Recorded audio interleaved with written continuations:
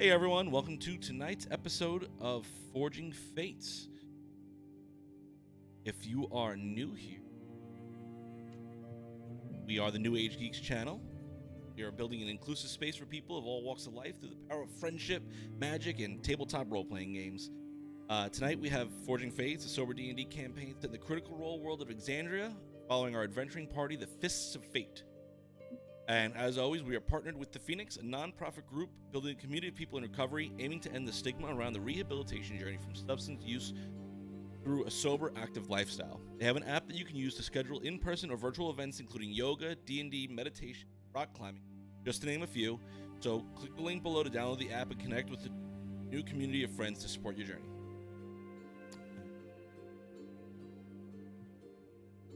Everyone. Hello. If you like what we do and you would like to support the channel, you can drop a tip in the tip jar down below, get yourself something nice from our online merch shop, or donate to one of our Patreon tiers. Anything you can send our way helps us bring more of this content to you. And you can also support us by subscribing to all of our socials, along with watching, liking, and sharing our videos.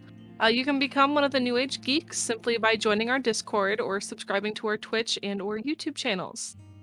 Perks include moderated chats, emotes by one of our favorite geeks, Sarah. Hi, Sarah. And chat rooms with the cast and other members of our growing community. Again, thank you, geeks, for joining us tonight on this episode of Forging Fates. I don't have anything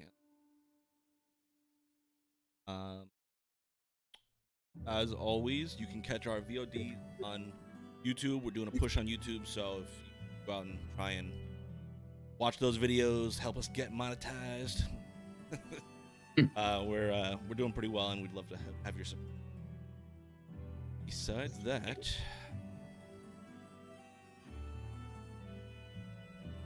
that will jump into this episode of Forging Fate.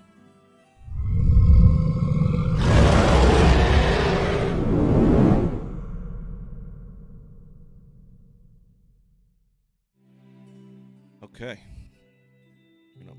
The intro is so cool. I love that. It's pretty awesome. It's awesome. Yeah.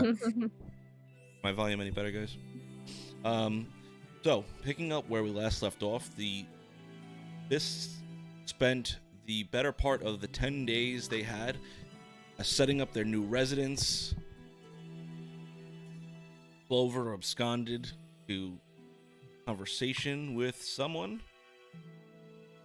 and the team eventually met up with the leader of Western once more, and was instructed that they will be having some sort of celebration once the issue with the Myriad had been taken care of.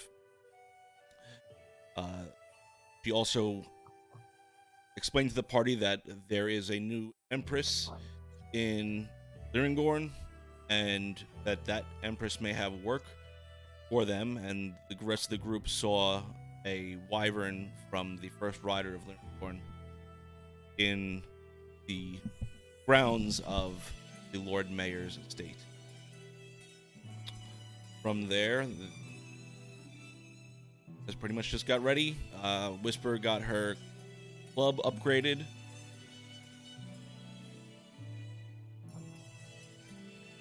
I know chickens were bought, fruits and vegetables were planted.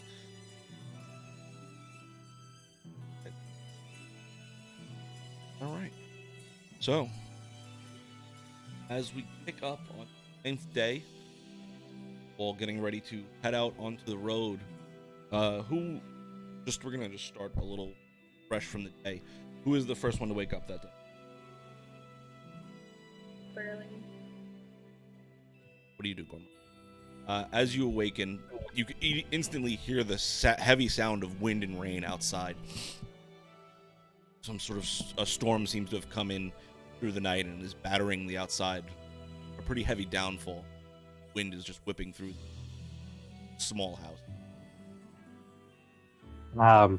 First thing I'm going to do is start a fire in the little fireplace, and then get some tea boiling, because if we're going to be out in the weather, we're going to need some tea. You know, Maybe some lemon and honey. Gonna need to soothe our throats. Okay. Easy enough. And because you don't like it when we turn these into food episodes, I'm just going to prepare breakfast. Okay. Okay. So, who's gonna be up next?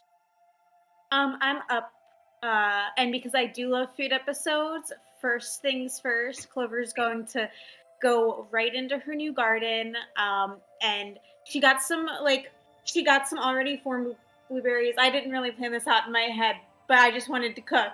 Anyway, she grabs some blueberries, and she takes them inside, and she's like, Gormrog, you need to try muddling these into the tea. Everyone's gonna love it. Yeah, of course. We'll get those started right away. And that's all. I just wanted to spite the food thing.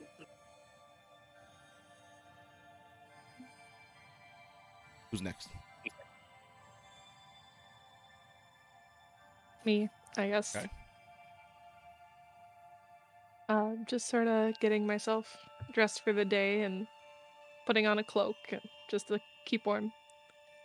And joining the others in the kitchen/living area. All right.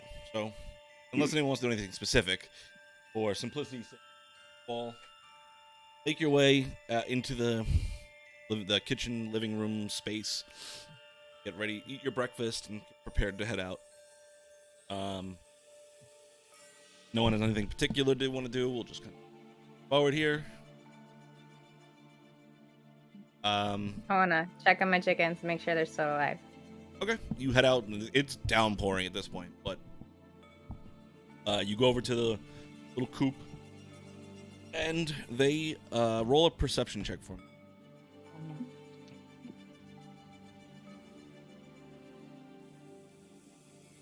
That was a nat 1.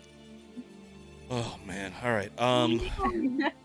So a 6 total, but Okay. Head over and look around, and the rain's just dousing you. You try and look into the coop, but it's just rain is just pouring down across your face, and you don't see any chickens. And it's at that point you kind of just look down and hold the hand up to the rain, block it, and they're pecking against it. oh, whew. Okay. Oh, I make sure they have feed, and then I go back inside and tell everyone that they're still there. As all are finishing up breakfast, there is a knock that comes to the door.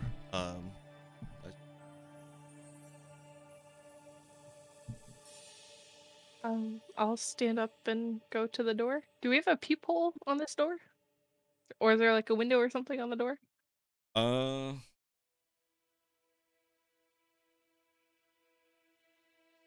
You want there to be a window on the door? Just like a small circle one. Yeah, there's a little porthole you can peek out through. Okay, I'll look out that first Roll a before. perception check. And then I grab my club. That's a 9. With the rain, whoever's behind the door is trying to not be seen. So. Who is it? We were told to meet you guys here. You Put more food on the stove. I'll open the door. As you open the door, you see two gentlemen, dark cloaks, hoods up, soaked in rain. We were told that needed to come with you guys. Check it in. You would. We're just eating currently, so we'll be heading out soon. Okay. We'll be around. Which gate are you heading out of? What? Which gate are you heading out of? The south one, but come on in. Get out of the rain. Who sent you? Wait, we don't know if these guys are. Yeah. Who are you? By sticks. Insight check. And roll an insight check. So the battle begins now. That's 17. They appear to be telling the truth, and I said Hastings, didn't I? I meant Gola.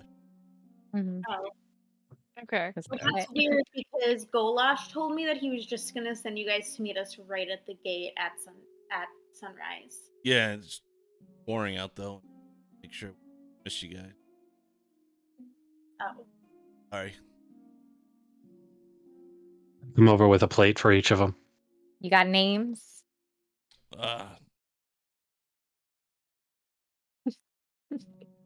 Rollum, and his name's Bellad.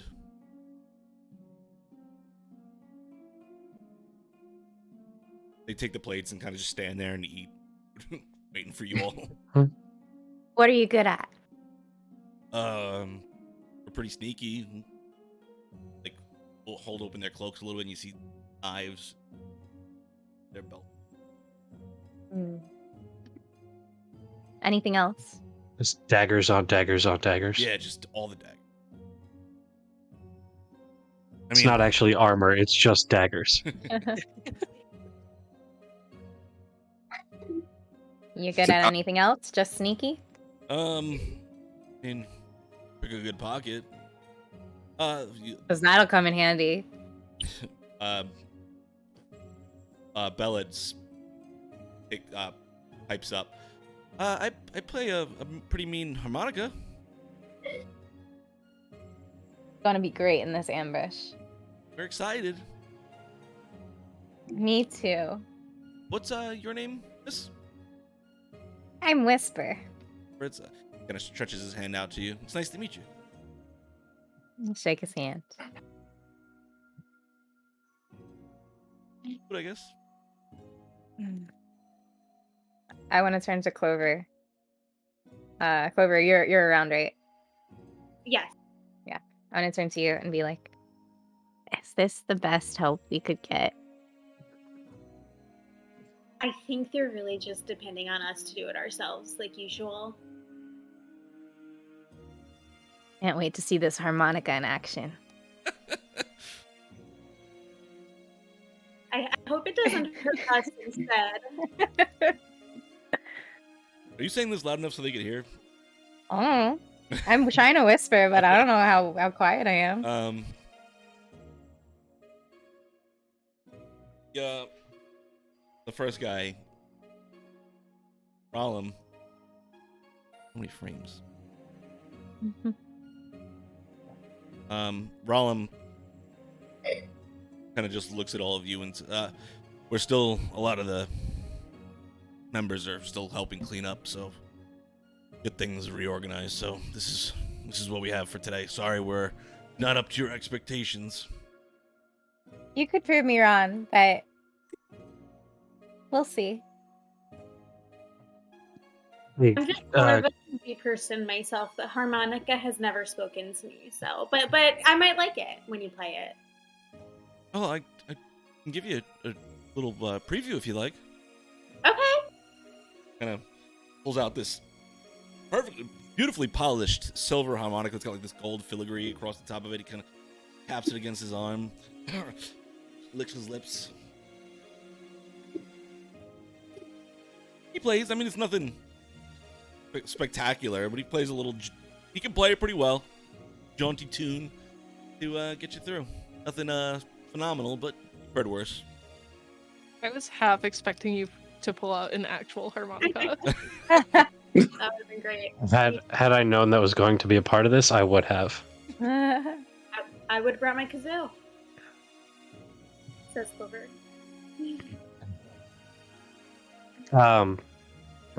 Since you're here, and I'm going to fill them in on what our plan is in terms of, I'm going to plant the banner. We're going to try and get the caravan to pull off to the side. Clover's going to be disguised, and we're going to try and get the Myriad to... That's the other reason why I'm recapping this. Clover's going to be disguised, and we're gonna try and get the Myriad to separate from the civilians. And we know there's 10 of them, so we're gonna try and ambush them from a hiding spot. Sounds good. And Finnick had made a makeshift map of the area, so I assume we can show where exactly that is planned to be.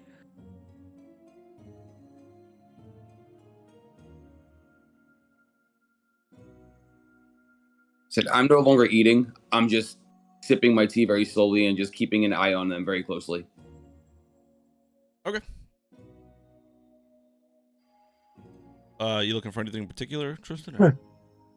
No, I'm just watching movements, just the the way they talk, the eye movements, what they're looking at while they're when they're inside, just keeping an overall watch, but stealthily, not like being very obvious. Just sipping my tea and paying attention.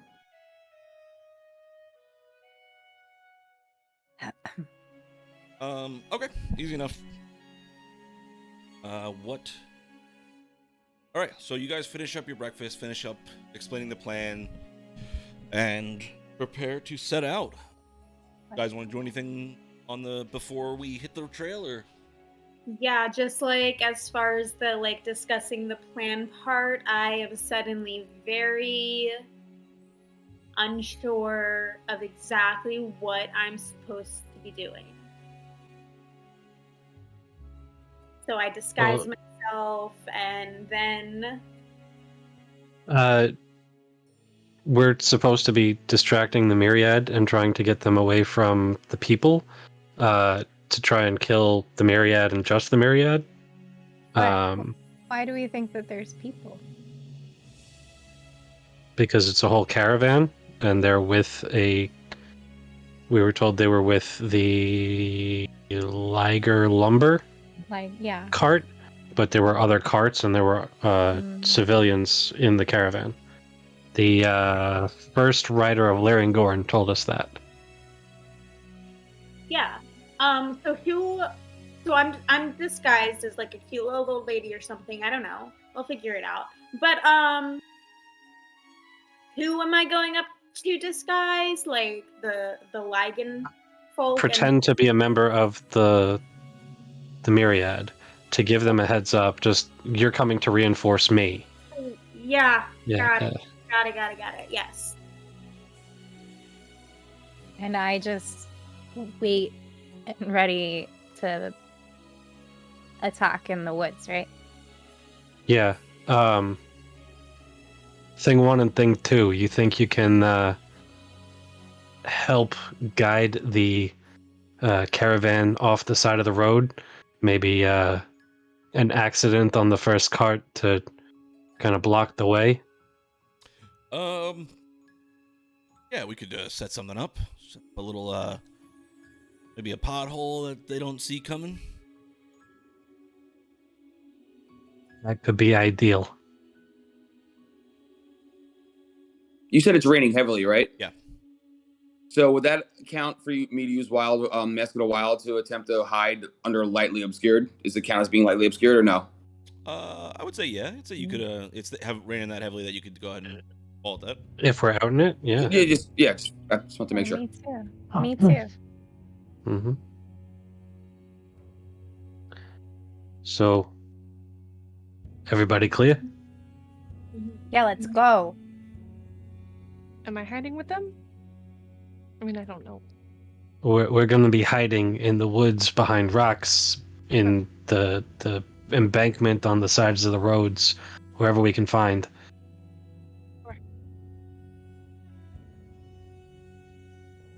Okay.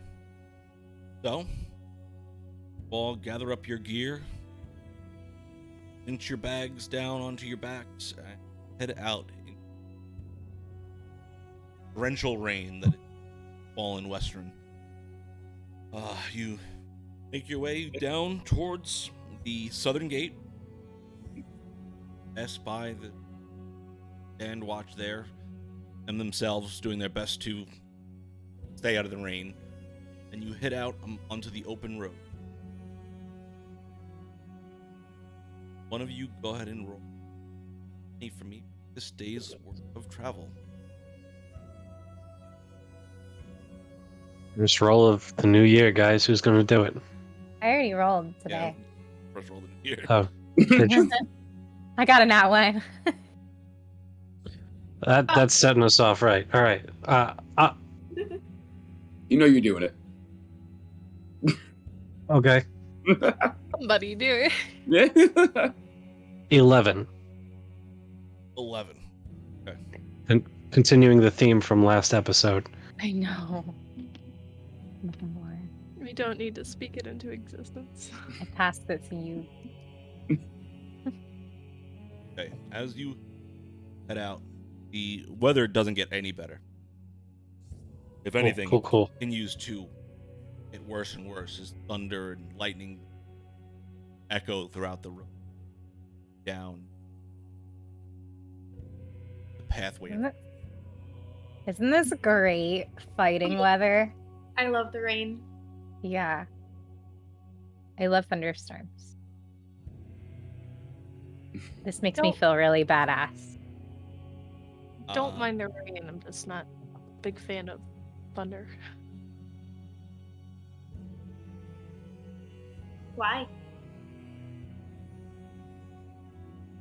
Just loud noises in general, I guess. Mm-hmm. That makes sense. But I mean, it lets you know how far away the lightning is.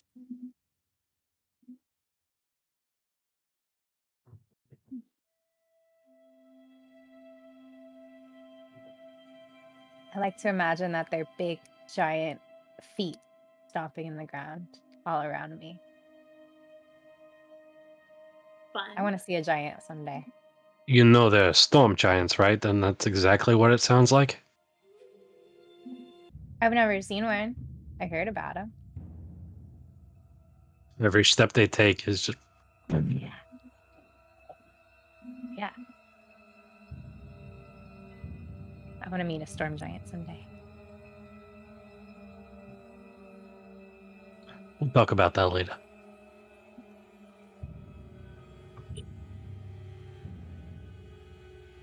As we're walking, I'm also kind of half nodding off, just staring up into the sky and the rain hitting my face while moving forward and being knowledgeable, but kind of being half in and out while walking.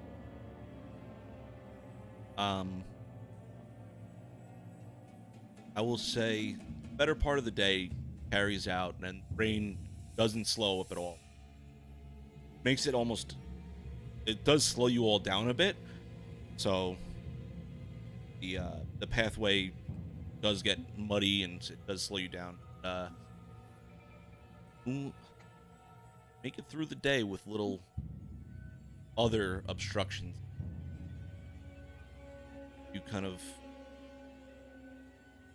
one or two of you roll a perception check to try and keep an eye out for the sort of cutout ravine thing you're looking. I have a +4. I don't know if anybody has anything higher. I have a do. 7. Oh. You have a what? I have a +7 in perception. All right, so God I'll roll. bless you. Can I give her advantage, or Well, does she get advantage, or do two of us to roll? Whisper, you rolling too? Do you want to roll too? Yeah, I'm. Oh, sorry, Yeah. never You mind. both never have mind. +7. No, I got +5. Oh, okay. Oh, it's even better. Never mind. Either I'm- you guys can give Clover advantage, or each of one of Nope, you roll. I'm sorry. Either We can or just two of roll. you roll. That's fine. Let's roll separately. Yeah, we have separate eyes, Okay. Yeah.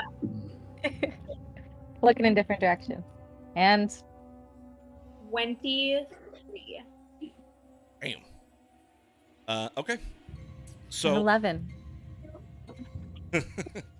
Whisper, your hair, the normally crazy wild hair of yours is just soaking down with the rain, and like all the mud and dirt that's in your hair is just kind of rolling down your face and just obscures your vision a bit, and it's kind of getting hard to see. Clover, your eyes are darting back and forth. You're keeping track of everything. Eventually, as you guys continue on, you do start to notice a place that may have some of the qualities that you're looking for.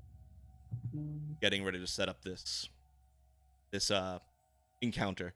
On the the eastern side of the road, there is a little 5 to 10 foot gully that comes down, slopes down maybe 10 or 15 feet from the shoulder of the road. So there's plenty of room for them to pull the cart off. And there's a little dip down there that has some advantages if you decide to do them. There's several trees that kind of scour the area.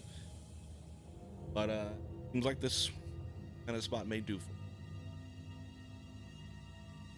You guys see this area over here? It looks like we can park our thing there and settle in, wait for them.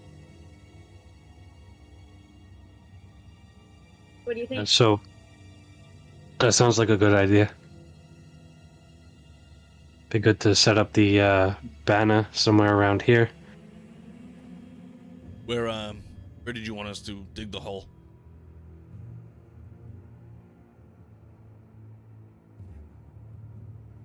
Probably somewhere on the road about here. Maybe a little further away. You want him to stop here, or do you want him to want the first cart to be stopped here, or do you want like middle or the last? Which cart do you want? How far do you? Do we know which cart is the right one? Do you? This is to the cast. Did we get that information? No, I didn't even know there was more than one cart, personally. It's a caravan of carts, yes. Yeah, I don't- we know that. I knew that there was at least. The one with the large feline on it. yeah. Do we know, like, if that's the first one, or the last one, or somewhere in the middle? If one of them stops, they all have to stop, don't they? I suppose, but, yeah, we want them all to stop. If we only stop the last one, then we separate them. I don't Right, really but know if they're... about doing that though. No, let's stop the first one and block off the rest of them so that they can't get further than this. And they see this as like, oh, this is a great place to stop. Okay. Yeah. Cool. Right. Well, we'll get to work. You guys set up the camp or whatever the other preparation.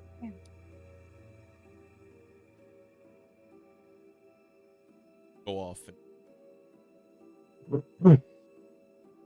I'm gonna plant the banner so that it's visible from the road, but only if you're looking. If that makes sense. Yeah, I'll get you. How far from the hole are you putting the banner?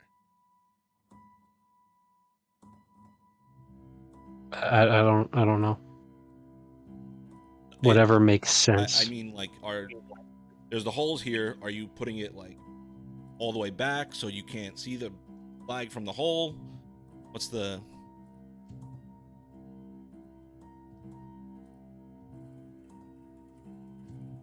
I want it so that if they're stopped in the road, yeah, they're forced to look around. They see the banner. Gotcha. Okay. And are you putting it on the drop-off side or the flat side? The side with the clearing that Clover found.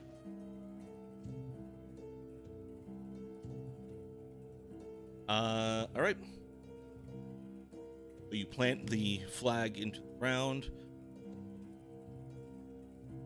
Set up. Prepare. I'm gonna try and find good vantage points. Good points where I could see the road, and also good points where I could be like hidden and fight and like go back and hide. Okay, go ahead and roll an investigation check. I'm trying a different dice this time. Oh no, investigation? Okay. That's a 5. Okay. There's a lot of trees to hide behind, and you get the sense that if you pressed up against that dip down, like there, you could conceal yourself relatively well there. I have my rope of climbing. If you wanted to try and climb into a tree, that wouldn't be a terrible place to hide either. I If think you I even have need a it. rope. I think I have a rope, but I think I could probably climb without it. But I think I'd rather be on the ground.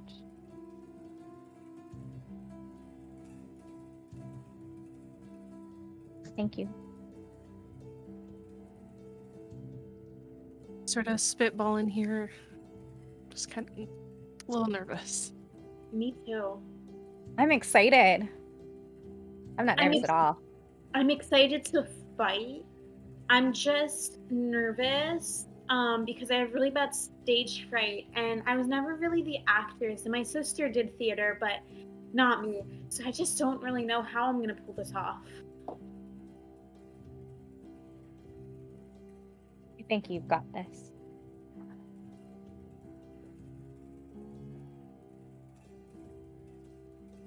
Else want to prepare anything?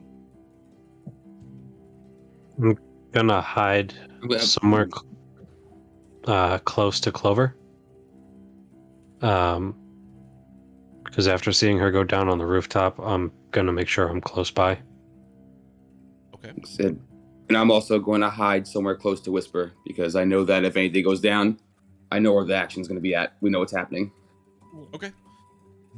So, as the day starts to draw to a near, as you all kind of down,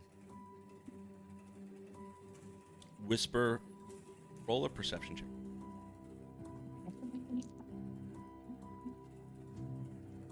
And Kristen, you said you're near Whisper, right? Yes. Go ahead and roll one too. 18. Oh, damn it. Aw. Oh, no. Natural 20. It was Yeet and fuck. It's Yeet.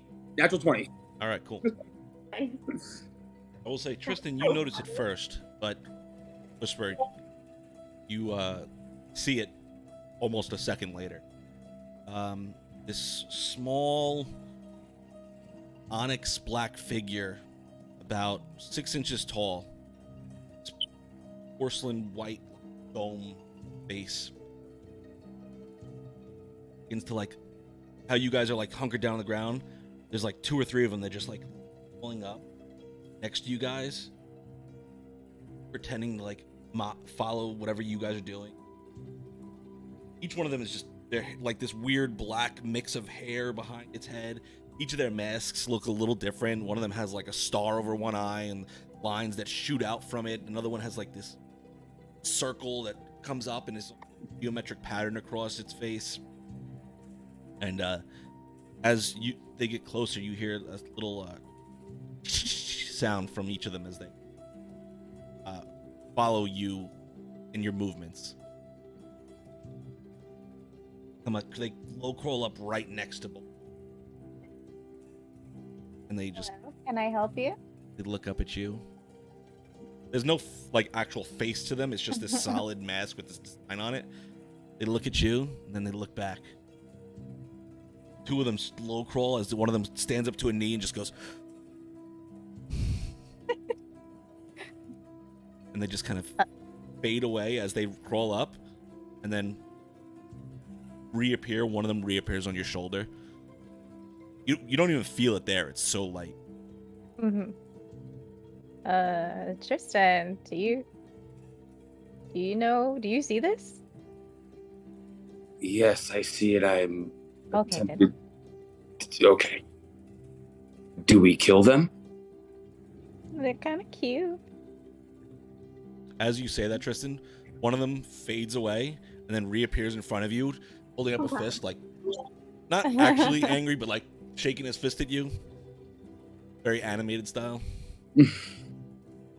I think they both of understand you us. Both of you go ahead and either roll a nature or arcana check.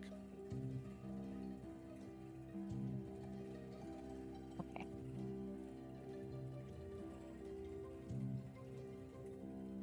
22. 9. Rolled a 19 plus 2. 21. I'm sorry. Tristan, you've seen these before, actually. You and eventually came to find out that they're called Chihuahuas. Tuwangas? Tawanga. They're small elemental sprites, essentially.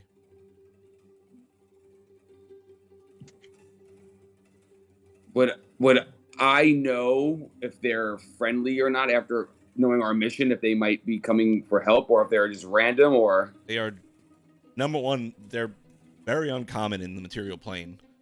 Okay.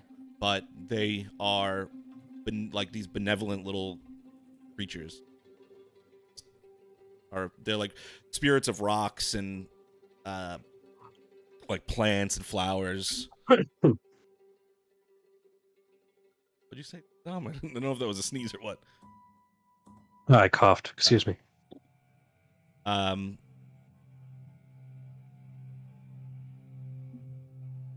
The one that's on your shoulder, Whisper, you see it without any sort of like moving any things or any, doesn't seem like it's doing a spell at all. It just starts to druid craft these vines across your shoulder, like nothing like to bind you, just these vines, and they start to sprout flowers.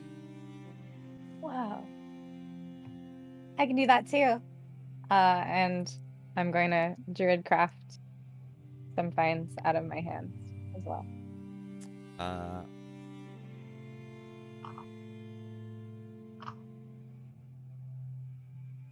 As you do that, it fades away and starts to disappear for a second, or popping back into space.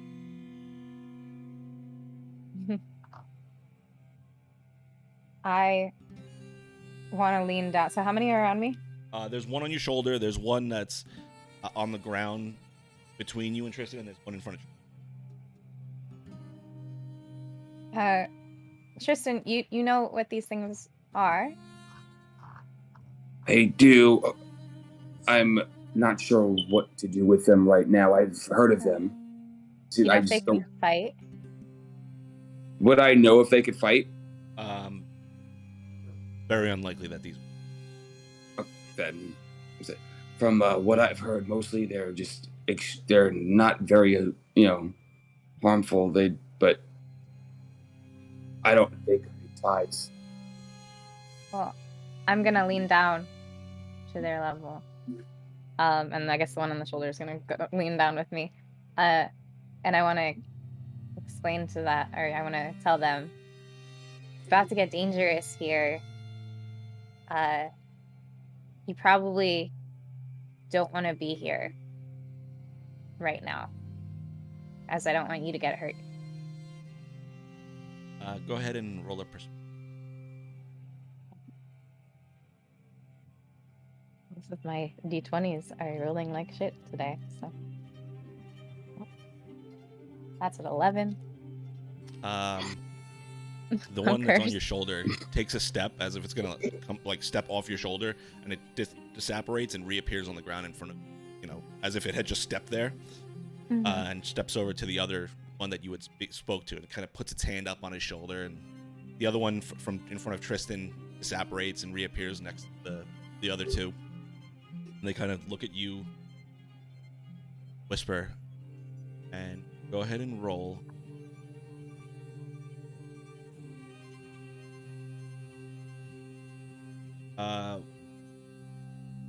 Roll a d6 for me. Okay. 6. I can roll good on that one, but... Okay. You feel a little magic enter into you, and you're granted the charm of vitality. Yeah.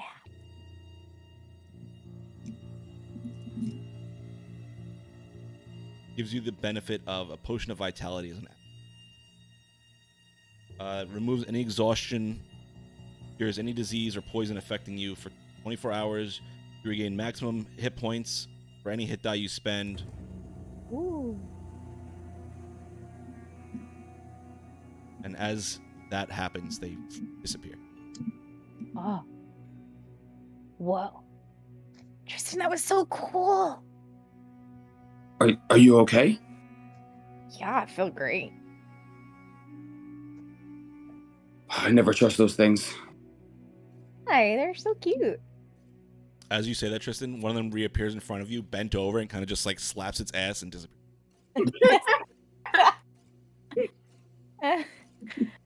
And it seems like they have a sense of humor. And that's why I hate them. No fun allowed for Tristan.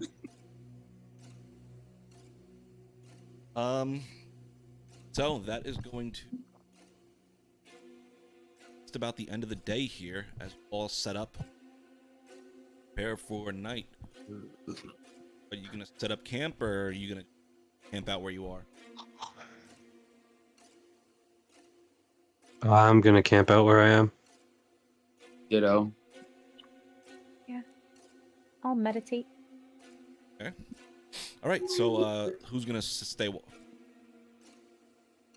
Take watch. I'll take first watch. How Are many we doing hours 2 people per watch, or What? are we doing 2 people per watch, or 1 per watch? Well, there's now 7 of us, so we can easily spread it out. Mm-hmm. We can do 2. I'll take first with Clover. Okay. As everyone kind of beds down for the evening, Whisper and Clover take first watch. Go ahead, both of you.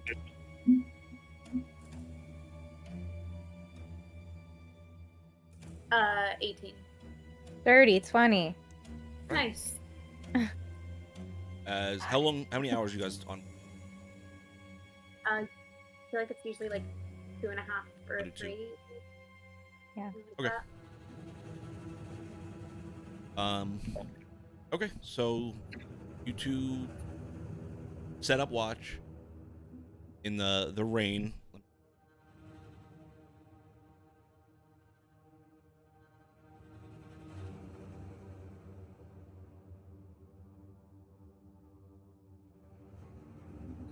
Okay.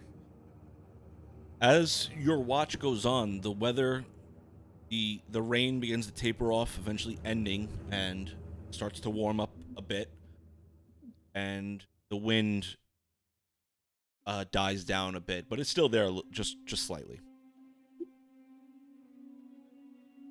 So set up and keep your eyes out. Picks on side of the dark room. Your water dribbling down all the perches, making that inner little ravine part just disgusting muddy mess now. But Do you want to talk or just watch? I don't know what Whisper would have to say. So if you had anything to say, go for it. How do you learn to fight? How do you learn to fight so good? Boredom. Really. What kind of things do you fight out of boredom? Well, I fought an ogre once. That wasn't out of boredom, but that's how I got this club. That's so cool. You're the coolest one in the group. That's awesome. I don't believe that. How did you beat an ogre? It's because I'm so strong. I don't know. I think I was underestimated. I get that. Cool. Did you fry him up and eat him like the grung?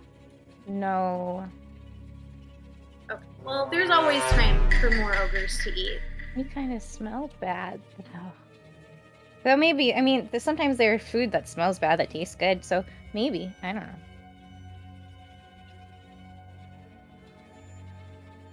Clover's just gonna look out into the distance until it's time for her shift to stop. I hate waiting.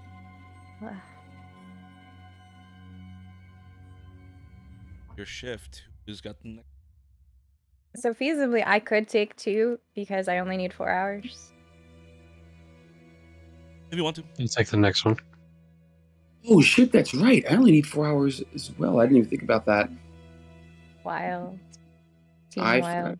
Clover will wake up Gormrog to go hang out with Whisper, and then get some sleep. Big Gormrog and Whisper.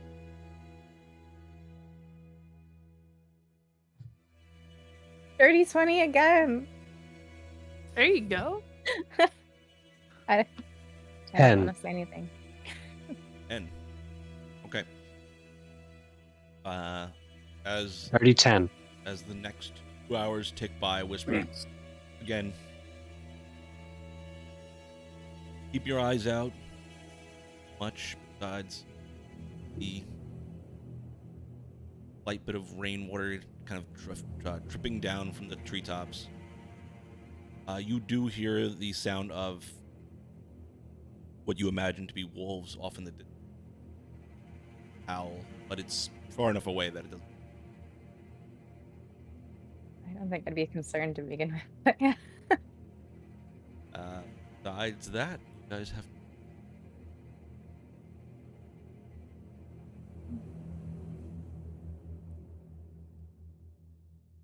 You know, there's a half-orc from the River Maw. Goes by the name of Aldor. Aldor. One of my friends. He's actually the grandson of the chief. He's particularly good with animals. And I was out with him and the chief one day, hunting, trying to get food. We were really little. And we heard wolves howling like that. Going through the forest, just like this. And we found a direwolf. Huge direwolf. Except it was all by itself. You know, first we're thinking, great, you know, wolf by itself. Aldor tells us that usually means it's either sick or hurt, and it's been left to die, so it makes for good hunting. But Chief tells us look a little closer. And on the other side of this giant direwolf is a stark naked wood elf. Bare knuckle brawling this wolf.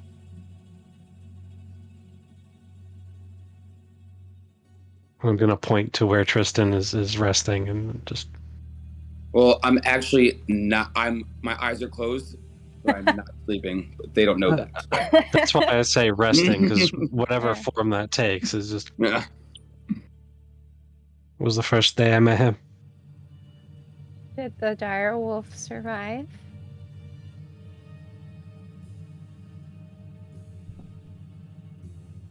The direwolf kicked Tristan's naked butt, and then we came in and saved him. It did not survive. It was injured and sick, and so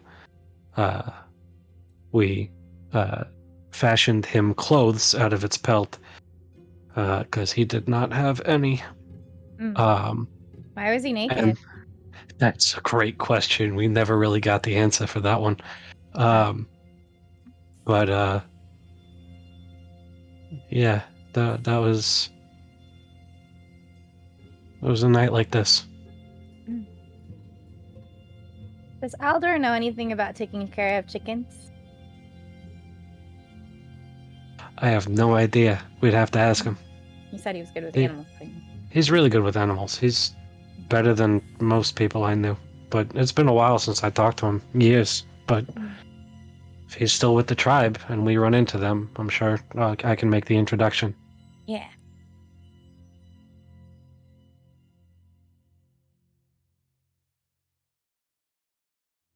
Big thing. Okay. Okay. So I'll wake up Finnick.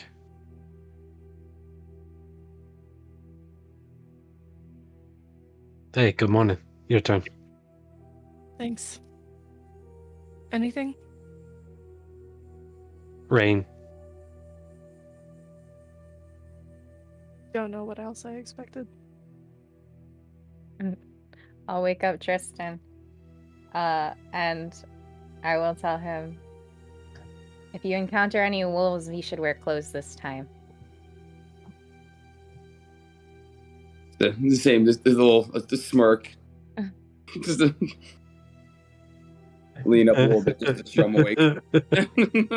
But keep the smirk without making eye contact.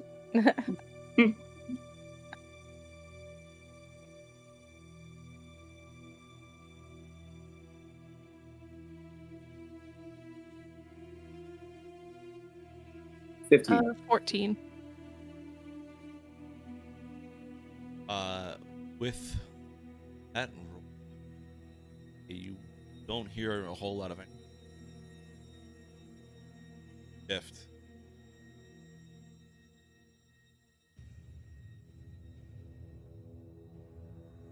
I'm just gonna, while I'm watching and sitting, because I'm assuming it's still muddy and wet out. Oh, it's gonna be gross all Yeah. day. Just I'm going to start kind of like slowly while I'm sitting there during that time, obscuring my face and just kind of covering my face up with some mud, my forehead and my, just covering my face up with mud a little bit to make sure I don't look like me in the mud. Okay. Just slowly while I'm doing during the hours, not like just smathering my face. I'm slowly just, right here, then a little here, then a little there. Kristen, you missed a spot like right here. And I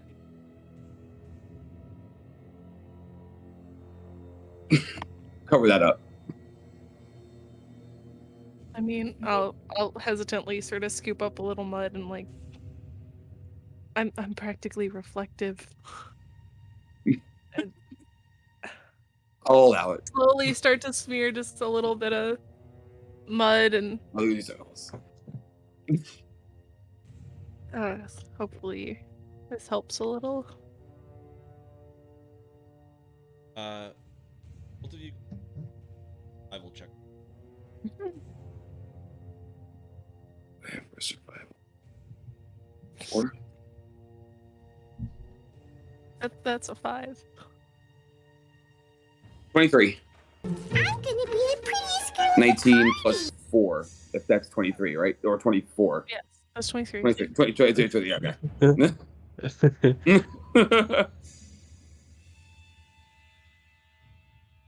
Then I'll also sort of use my cloak a little bit to hide. Okay. Looking at both of you, look at each other, and you both pretty good stealth game going on here. You feel like you said, what'd you both roll? 23 and 24? I rolled a 5. Oh, a 5. Oh, no. What'd you roll? It was Tristan trying to do math. I rolled, it was 23. 23. Okay. So Tristan, you feel pretty confident. You look at Finnick, and it's like she's got like a few mudslides on her face, and it's just terrible. It's the worst camouflage you've ever seen. I was gonna say, you're just missing a little bit over here. I've never really been good at hiding, so and I've never done anything like this. If we make it through this, I can give you some tips on hiding. I'll take it. Okay. Your shift comes to an end.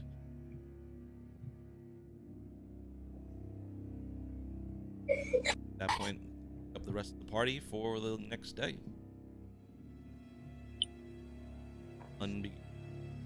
Pressed over the horizon, warming up the small space you're in. Early spring air kind of through the space. You smell the water getting lifted off every surface as it fills your nose. Clover, you love this. This reminds you of home. Or do. But rest of you all is a bit of rest.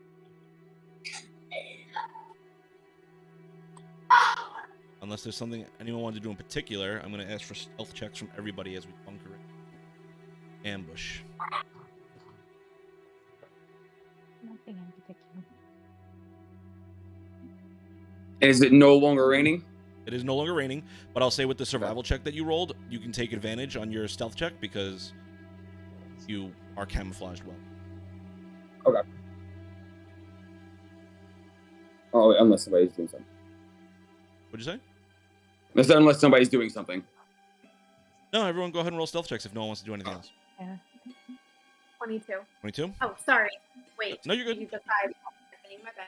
22. 14. 14. 21. 21. 21.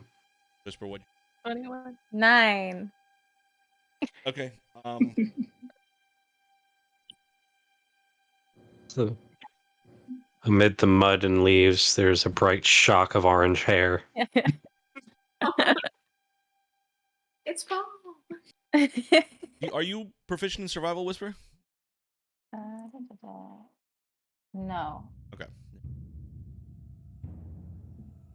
Okay, so as you all bed down and hunker into the ground, not us.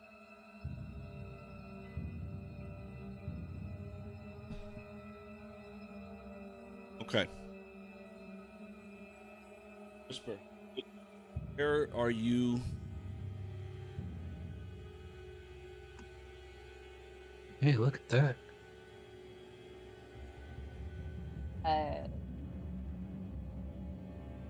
Where did my previous roll tell me was a good place to hide? Down here. This is the ravine that kind of cuts down.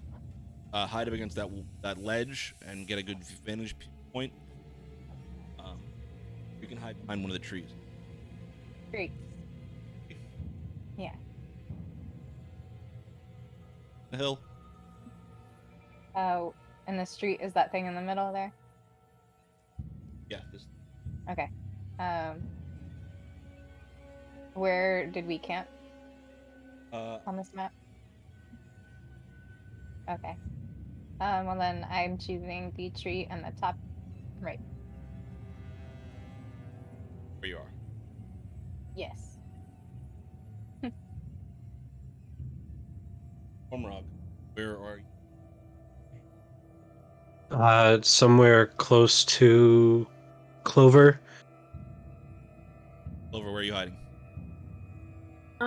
Where is the banner?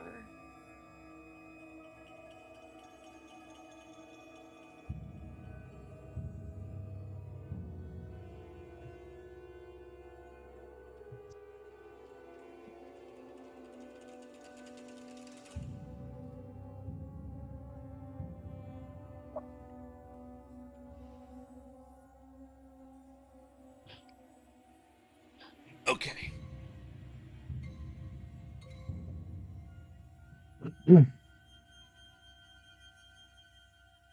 Wherever we're pushing them to, somewhere near there. Can't That's see off that. camera. That's Yeah. off camera.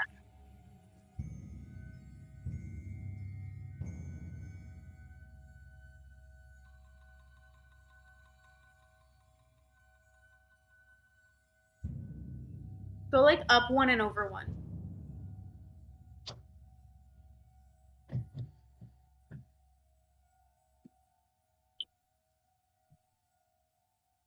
Yeah.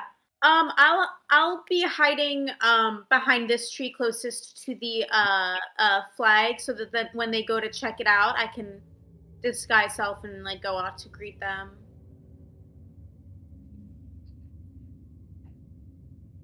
Yeah, although I can't see it because it's off camera, but yes, that is. Yeah, I was gonna say I can't see it either. Okay, cool.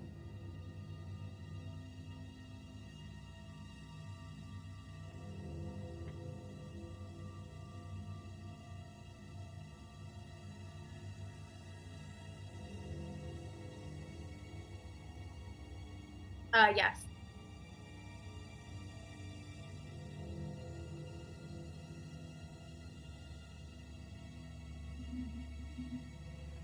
Somewhere nearby, but still hidden. Sure. Can you straighten the map a little bit so that the lines are straight? Sorry. That's the wrong way. No. I shouldn't have said anything.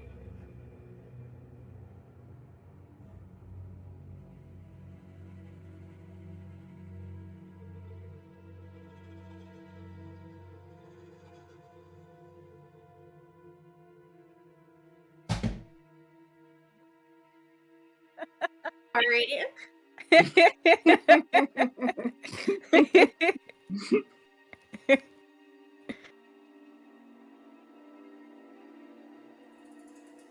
Yes, don't forget to check out the Phoenix. They've got an app with a link down below that you can click on to check out the wonderful things they've got going on.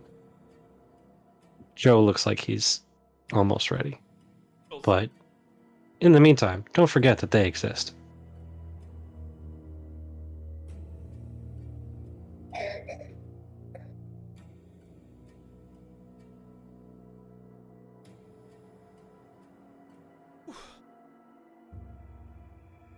All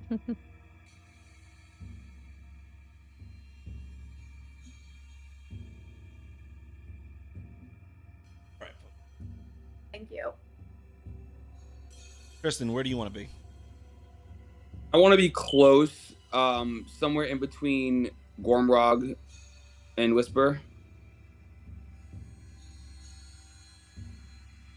But up close, like, if anything's going to happen, I want to be there first. Could I go back? Yeah, there. Yeah, yep. I'll be at the tree just next to Whisper, but close to the road.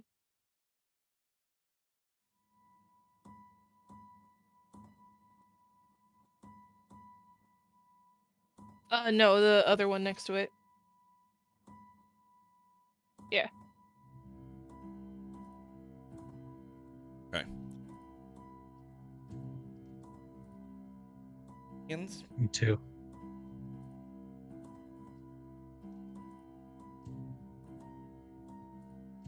Up.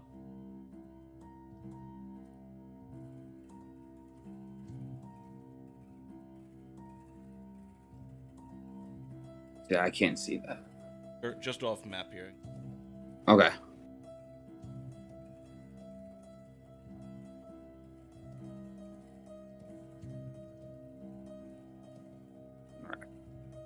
Mhm.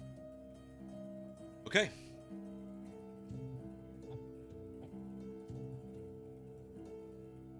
So, Got get chill down my spine.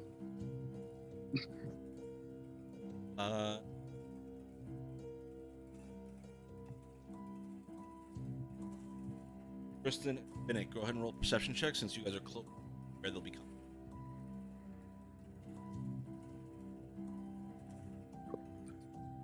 $16. 16. Okay. It takes maybe two and a half hours before you start to hear the sloshing mud of the wagon wheel around. As you are the first to catch sight of them, Finn. And around this corner here, first wagon you look at, modest in size, covered wagon. Two people sit on the front. It's drawn by two horses, one black, one brown. Two sitting on the front. One is a tiefling woman, this ruddy, reddish-brown skin, long blue hair that's kind of waves over, behind her, and she has it like almost pinned down to her shoulder with all the elements that have dousing them as they have been you. Next to them, see a human man, a plain brown hooded coat, holding the reins, unremarkable in appearance. The cart is about 10 feet long and hooded as a cream colored covering across. I'm gonna use my telepathic speech for and basically relay all this information to Gormrog since he's closest to like Tristan and Clover. Okay. So it lasts for 4 minutes if we need it. I'll whisper to the other two. We have incoming. I go back and I give Gormrog that look of the many times that we've been in this situation, ambushing whatever we have to ambush, that readiness.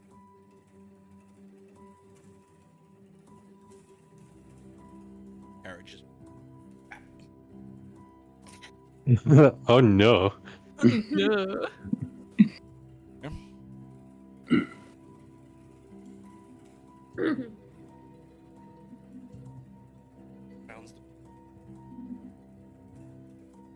This next one, there are 2 individuals sitting on it, very similar in style, though this one's not hooded. This part is not hooded, rather. A hobgoblin woman wearing relatively simple garbs, weapons to speak on them as far as you can tell. Next to them is a half-elven woman, large scar across the right side of her face. Half of the side of her head is shaved. The rest of it short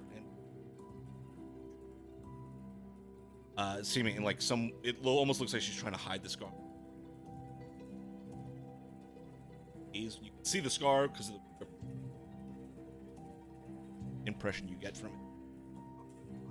And then can I see if they're armed? The hobgoblin is not. Elven woman, there is a longbow kind of like leaned up against seat next to her, and a big old arrows. Again, relaying all of this information. The first card comes into like kind of my view. I'm gonna cast Disguise Self. Okay. I'm going to make myself look like the red tiefling woman. I think her name was Malice that we killed. And then after I transform into her, I'm going to take my knife and give myself a little cut on my face just to be a little bit distinguishable. Okay. Yep. As that next cart, you finish. See.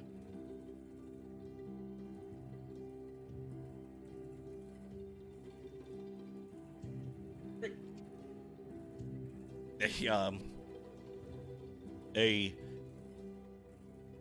halfling, and his feet kind of up on resting on the ledge in front of him, the reins held back in his hand, relaxed position. Next to him is a human man, dressed in standard, short sword at his side with a simple leather-like chest piece on his. Kristen? Unremarkable in his description as short hair, nothing sticks out particularly. Okay.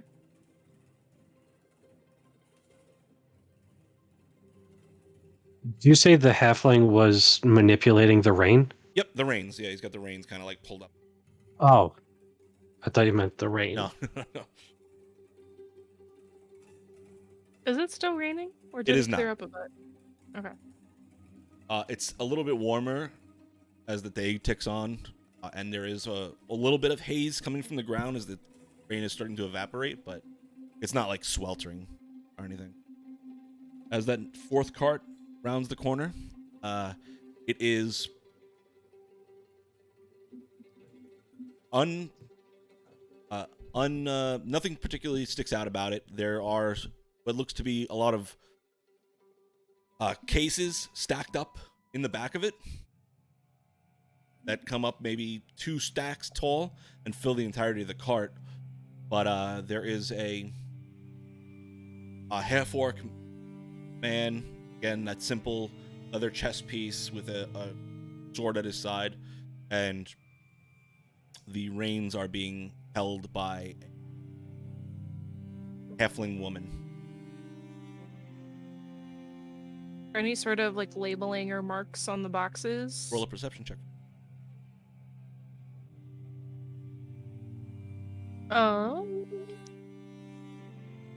That is a dirty 20. Okay. Looking at it, there are a few stamps across the front of it that seem to be inspection stamps from the various places that this cart has gone through. You see a export stamp from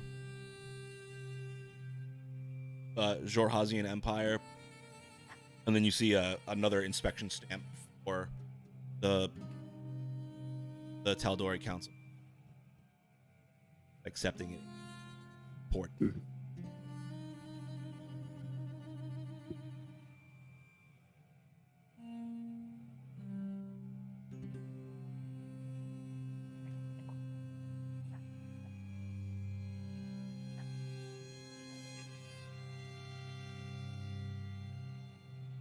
Another cart.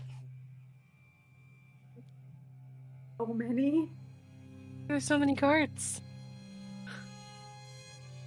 This one is, again, just a regular standard cart with the hood. It is hooded, but the hood is kind of wrapped all the way back now, exposing more crates similar to the one in front of it. In front is two humans. One standard leather chest plate, swords. Like same markings and everything's on the crate? Yep, as you can tell. Okay.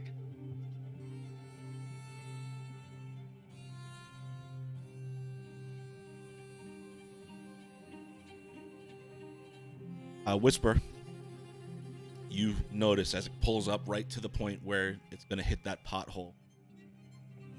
The ground almost seems to collapse beneath it. The front right wheel dips in, and you just hear the smashing crack as the whole cart lurches to the side.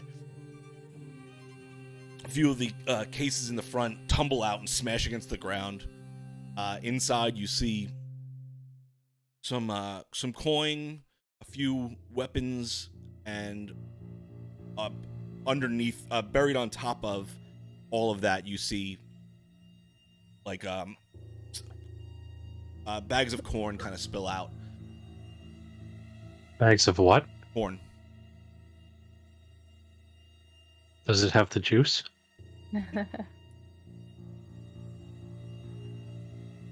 But as that happens, they give a holler.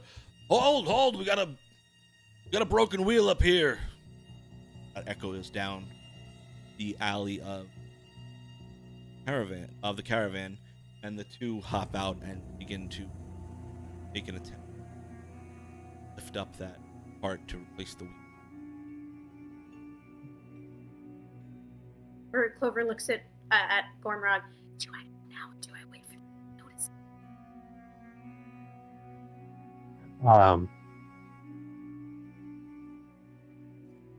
Joe, above game question. Would this be the opportune moment that we were expecting? This does seem like what you guys have been playing. Then I'll turn to Clover and just go now.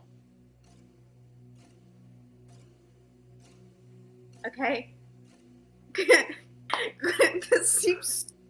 Clover is going to head towards the people up front and say, "Who goes there?" As you speak, immediately the first person turns to look at you and pulls out their sword. Who are you? I kind of look up at the symbolism, the flag or banner, whatever. I'm Callus. I was sent here by the boss to ward off the undesirables. Okay. Roll a deception. The advantage for the use of information we have. I mean, that was not the right name. What do you mean? You said callous, right? Or malice? Yeah, Malice is dead. Right. You said callous. Yes, because I'm not Malice, I'm Callous. Got it. I'm not the same person. They don't... Right. Exactly. I'm on if board. I knew what you meant. Okay. Deception. Plus 4. That's not bad. 18. Okay. Yeah.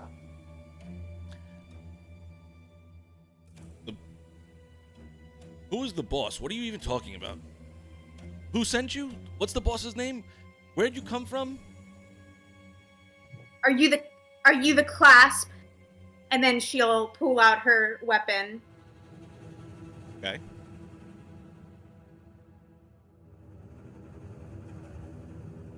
No? Okay then.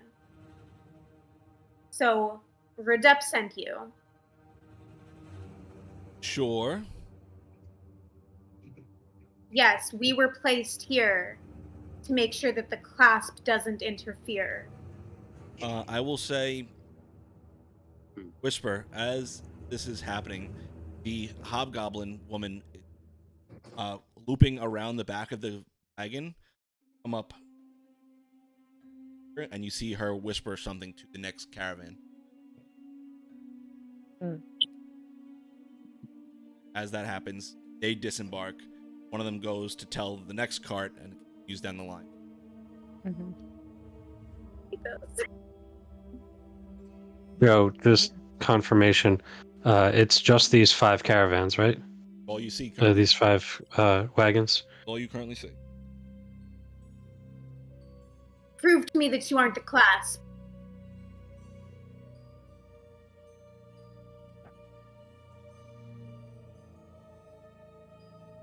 Now!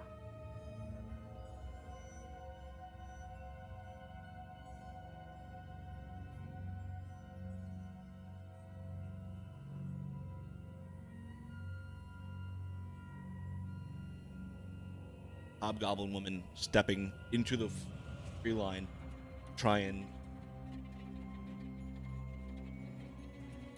I'll say the rest of you notice this.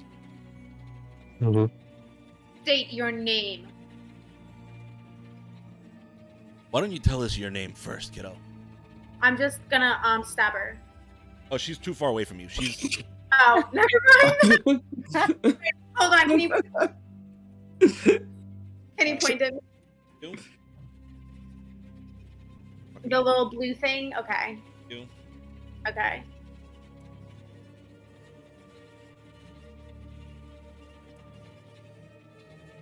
I'm callous, and I have direct orders to kill anyone from the class. Oh, it's interesting. I'm readying my crossbow. Whisper. Pointed at the hobgoblin. Or, If she attacks, I want to shoot.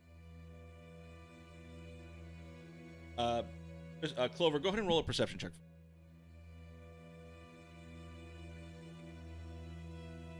While that's happening, can I move adjacent to the rock? Just from my perspective, it's down 1 over 1, so that I'm still touching the same rock.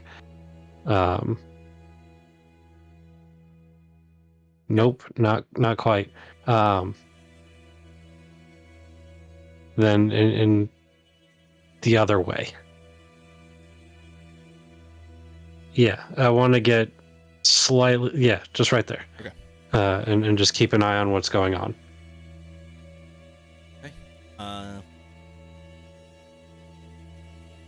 16. You see the hobgoblin pulling out. I'm pulling out my crossbow and I'm shooting it at her. Okay. Go ahead and roll your attack.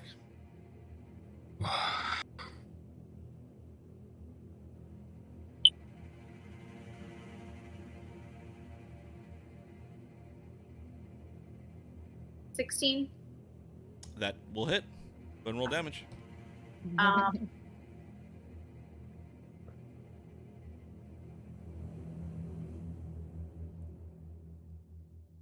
Sorry, I had a brain fart. Do I get sneak attack because that was an opportunity attack, right? Yeah, sure. Cool. 17.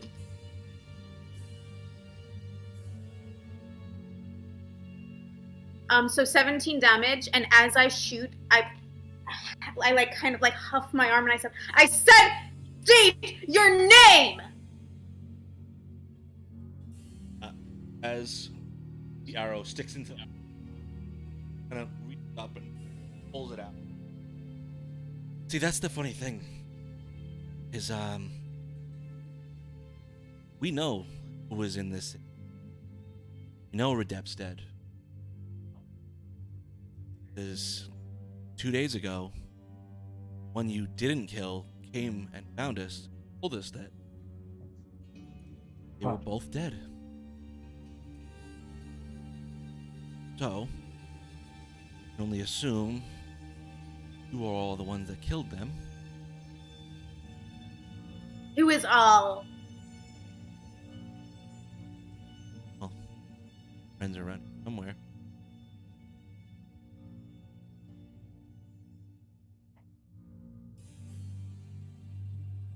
Now, either up the act, we can come to some sort of deal here. Just end this now. Am I allowed to shoot her again? Yeah, go ahead if you want. Yeah, I'm gonna shoot her again.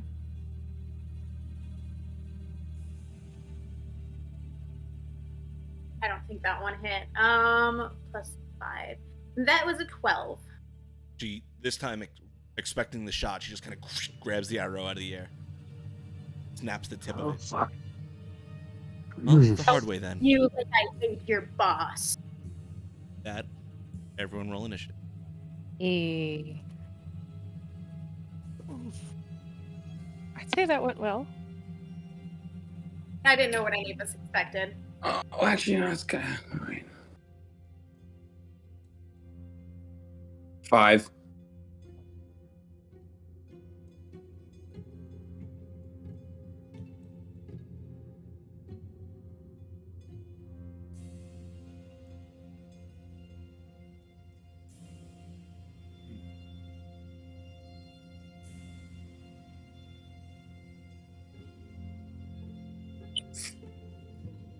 It's actually good.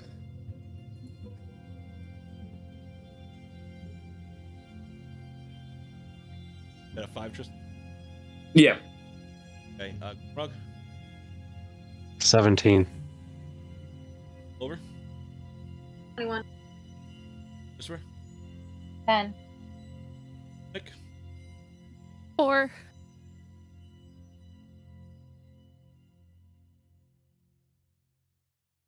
okay. And as you get ready for this, we are going to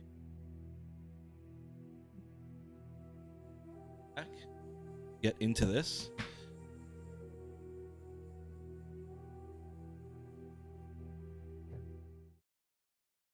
I'm Jacqueline Wilmot, Director of Volunteer and Community Engagement at the Phoenix. We're on a mission to help as many people as we can. I'm blown away, honestly, by the impact our volunteers are having across the country.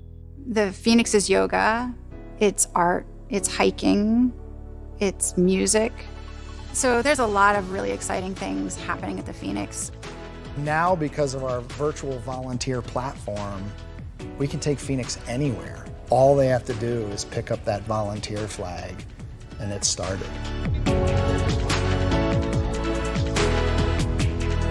The people, they tend to come to the Phoenix because they get something out of it, you know? There's something genuine about that. And then, you know, along the way, they realize, I can give back. What's so unique about volunteering with the Phoenix is that you can just come as you are, and we will give you the tools and the training to be successful. I became a volunteer with the Phoenix so that I could give back, even if it's just a little bit of what they've given me. It's one of my most favorite things about volunteering is meeting people, connecting. I've made friends that I will have for a lifetime. So it's been a dream of mine to be able to bring fitness or physical activities to the sober community here in Long Beach. And so to hear that the Phoenix was already here and doing that was super exciting for me. My service to others has been played a major role in my personal recovery. So I like that the Phoenix lets me combine an activity and some service. I also really like riding my bike, so hand in hand they go together. I love the Phoenix. I don't know, it's just... The classes have really helped me come out of my shell a little bit. I have my confidence back, which I didn't have even though I got clean from drugs and alcohol. I feel like my life is taking off, and everybody at the Phoenix is helping me do that.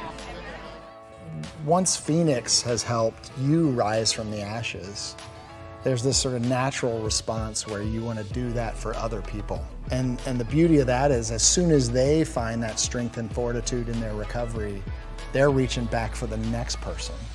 And if we did that across the country, imagine how many lives could be touched. So join us in this movement. Whether you are in recovery or an ally, you have something special to offer. Whether you are looking to lead events or support events, you already have everything you need to bring the Phoenix alive in your community. Get started today. We can't wait to make a difference alongside you.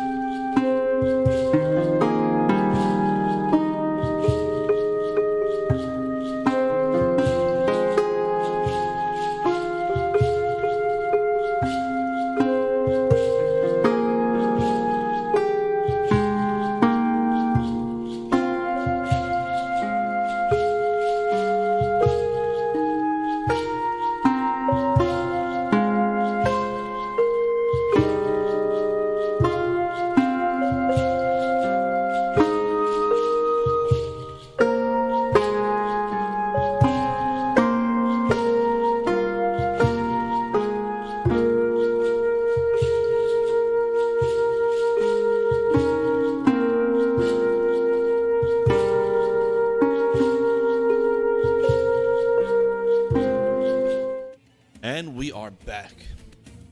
Okay. So, top of the initiative order. Clover, you're up. Clover, you're muted. With like just the blink of an eye, I drop the charade. Like I don't look like that ugly tiefling anymore. And I'm going to say exactly where I am and shoot my short bow with steady aim.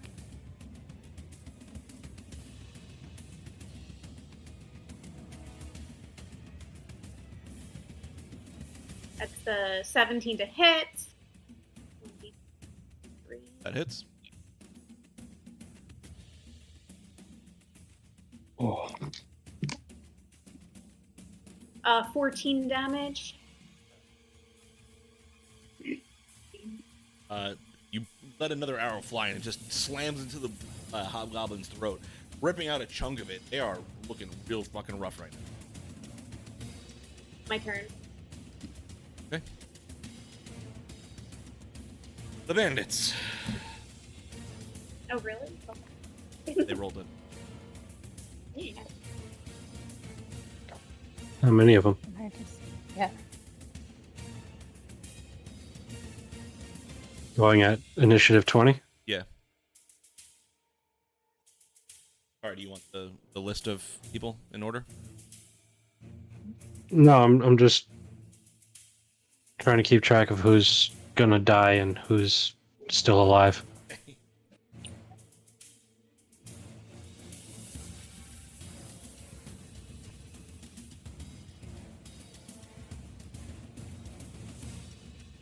Kristen, what'd you roll in your stealth? I'm sorry, I forget. My stealth from before or after the rest, before the rest? Just 2 minutes ago. Oh, 2 minutes ago it was like a 5. Okay.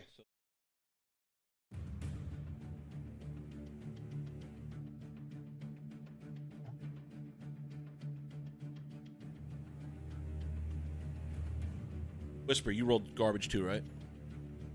For stealth or? Stealth, yeah. Yeah.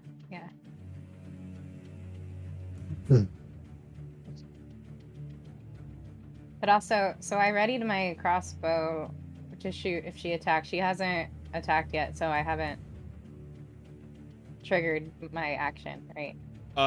Over just attack, so I would say go ahead and you can roll your attack after that. Okay. Is she covered or anything from my line of sight? Who are you aiming for? The hobgoblin? Yeah. No, she has no cover. Okay. I know. Where's my crossbow?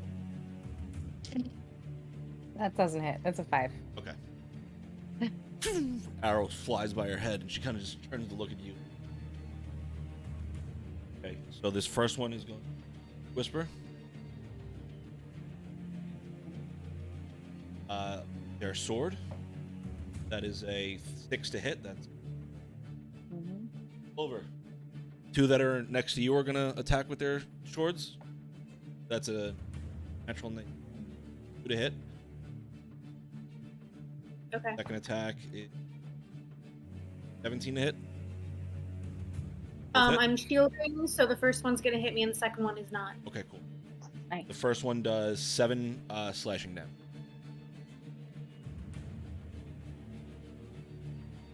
And Kristen, surrounding you are going.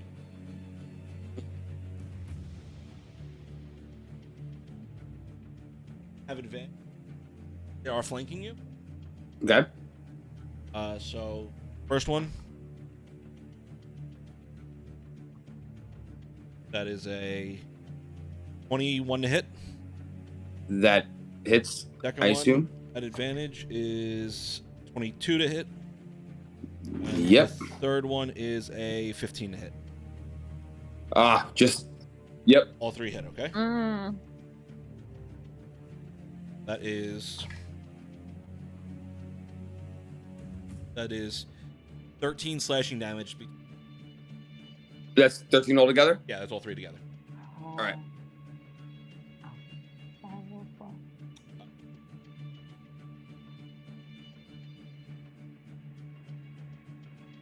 And their turn.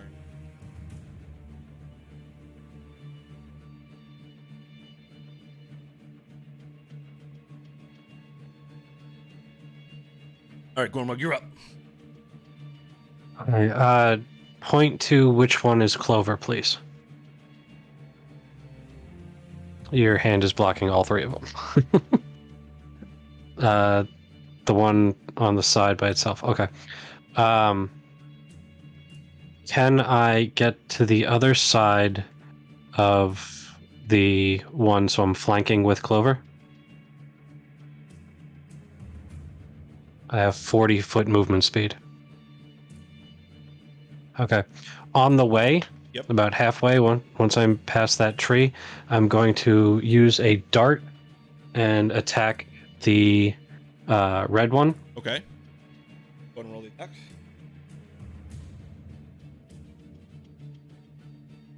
$19. That hits. 7 points of piercing damage. How do you want to do it? Just not even like looking. Just take a dart, just fling it as I keep running, and my focus is on Clover. So I'm just gonna throw the dart, keep running, slide in, and then I'm gonna burn a key point, and I'm gonna make an unarmed strike on each of the two of them. And roll your attacks. Roll against the first one at advantage. So. At advantage? Yeah. Because I'm flanking. Right. That's a natural 20. Okay. Plus 5 is 25. Okay, that hits. Just in case that matters. And unarmed strike. That first one is going to be... Oh, I'm a half-orc. I crit. That means I do an additional weapon die of damage. Yep. So the first one was a 2, and the second one was a 4. So that's 6, doubling them for the crit, right? Double the damage before you add the modifier. All right. So the first one was. Did I say the 4 was first or the 2 was first?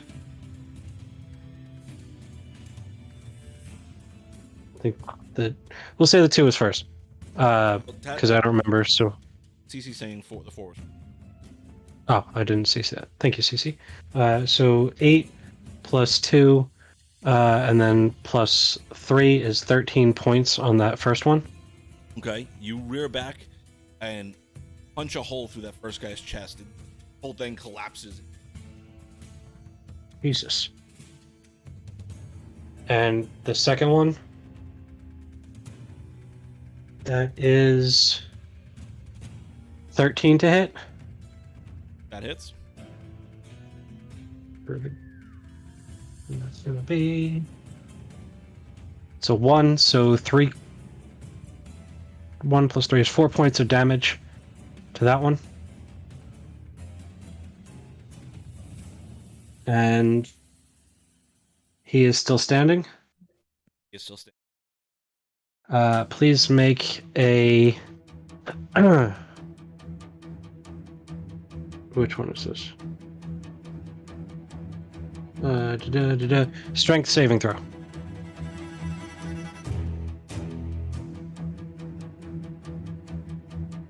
DC is 14 thanks to my belt, which means he gets pushed back 15 feet towards the caravans. And I'm gonna look at Clover and say, "Are you okay?"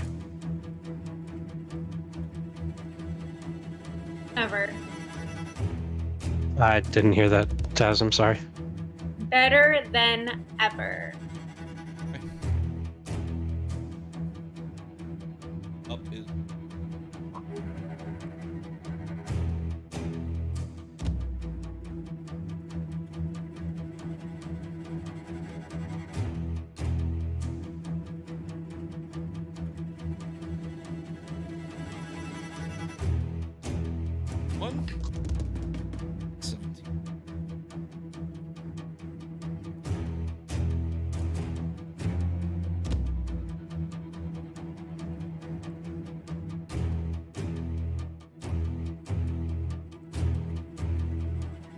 runs up and just jams his blade into the side of the one you put back.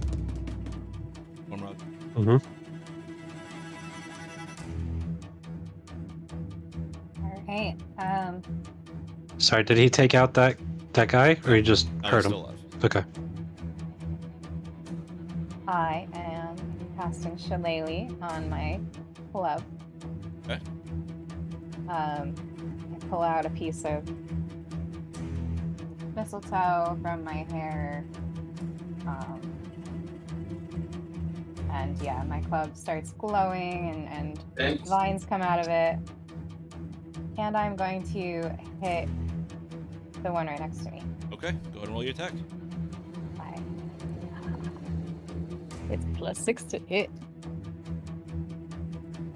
Whew. 25. That definitely hits.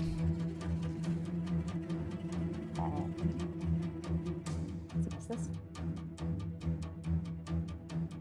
Ooh. 11 damage. Hey, one mighty swing, you rear back and slam down on his head. You see his neck snap to the body, just crumples down. Nice. Aaron? What do I see? Sorry, I'm like struggling to see the map a little bit. Okay. There in front of you. Yeah. That is the Myriad member that was punched back by. This is your clasp ally. Over here by Tristan is the clasp Myriad members surrounding him. Arts,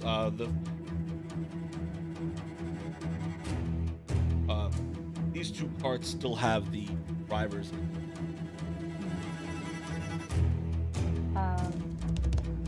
How close could I get towards Tristan? With 35. Right next to him. Yeah, let's do it.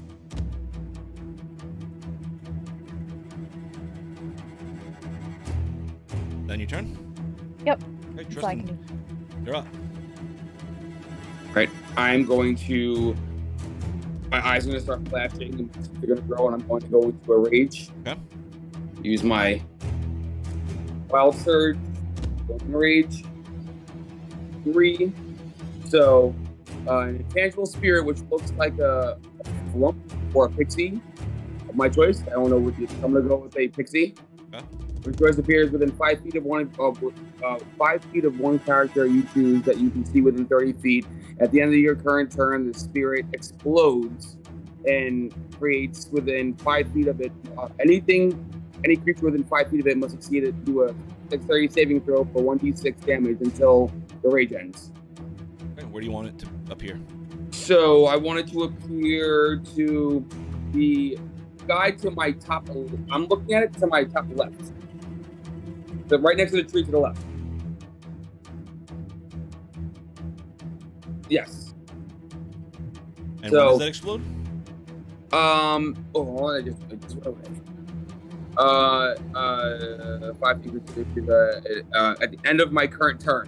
Okay. Spirit explodes, and each creature within 5 feet of it must make a dexterity saving throw to take 1d6 force damage until my rage ends, blah blah. Okay, so what do you want to do with yours? I'm going to hack at the person to my right. As a regular attack. My long sword. Or my great sword. Or 7. Okay, that missed. And I believe that's all I can do because I already go into a rage. And end my turn.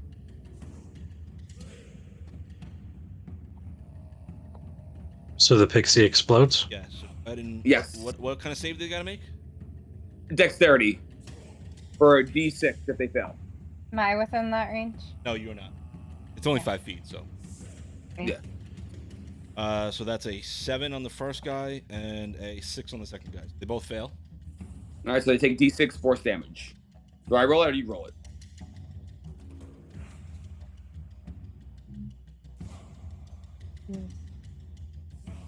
You roll it, Tom. All right.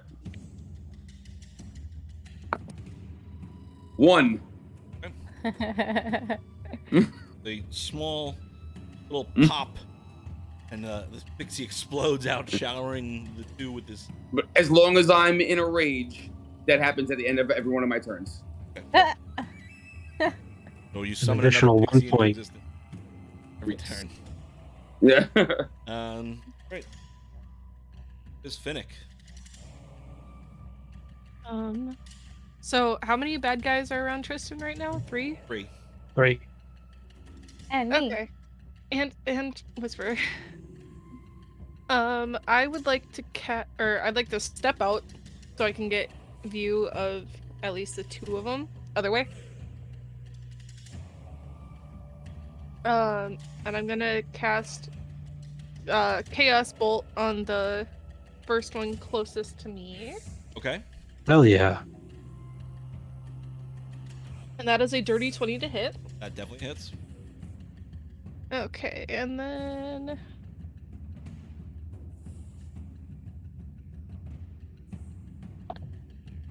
Okay. So that's 10 points of fire damage to the first guy, and because I rolled 2 3s on my D8, the chaotic energy leaps from one target to a different creature, and it's gonna go to the next guy. Okay. Which I have to make another attack roll for. Okay. Let's go. That is a 17. That definitely hits. And then this is 12 points of lightning damage to that guy. Holy shit. Okay. So you gear back with your magic and just blast it forward. It hits that first guy. Describe how this chaos bolt looks as you cast it. As it sort of leaves my body, it starts to shift in color. And as soon as it connects with the first guy, it starts to burn this bright orangey red. And then one of the flickers starts to form a new bolt onto the next guy and just turns to a bright ass yellow, with the lightning hitting him. Okay. As that lightning arcs off, there's a poof explosion of just the concussive wave of as lightning, the sound of lightning striking right in front of you, and both of them are just cinder and ash on the ground from Finnick shredding their bodies. Anything else you want to do? Right. I don't think so, no. Over.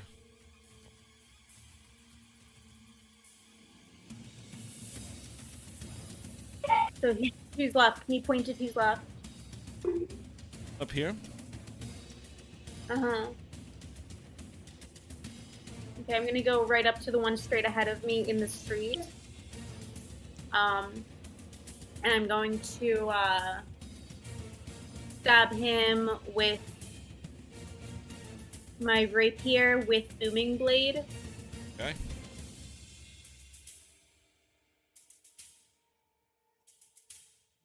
Oh hell yeah. 24 to hit. That definitely hits.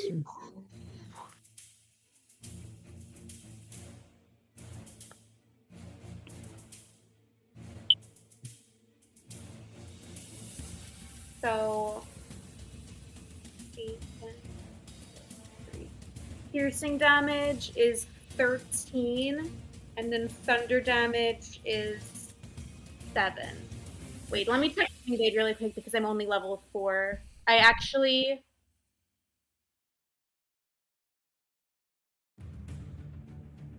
Oh yeah, okay, 7. Yeah, so 13 piercing damage and then 7 thunder damage. How do you describe to me how Clover is doing this? She explodes a man with a trowel. So she's feeling a little bit embarrassed. She's feeling a lot of angry.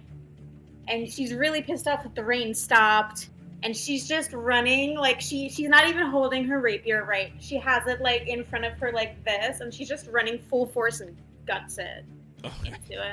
You jam the blade into their stomach and cast the spell, and just there's a moment where he kind of looks down, and then body just shreds in half. Booming blade goes off. Want to do? No.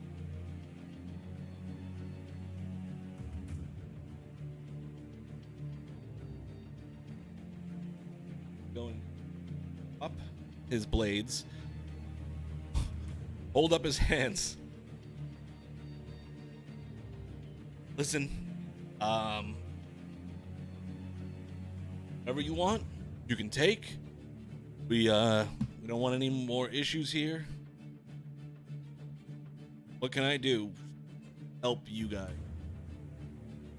Don't want to die.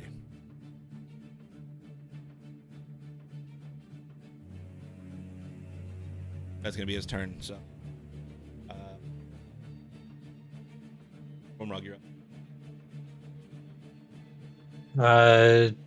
From where I am, I assume I can see him drop his daggers and put his hands up. Yep.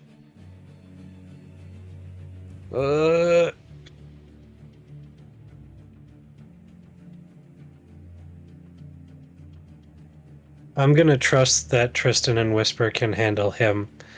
I want to check the carts for anyone else that might still be around. Okay. Go ahead and roll investigation. Okie dokie.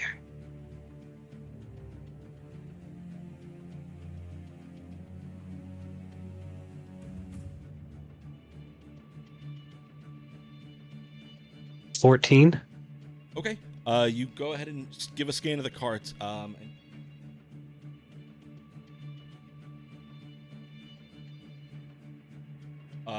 three of the carts, they still have their drivers. The halfling, a human man.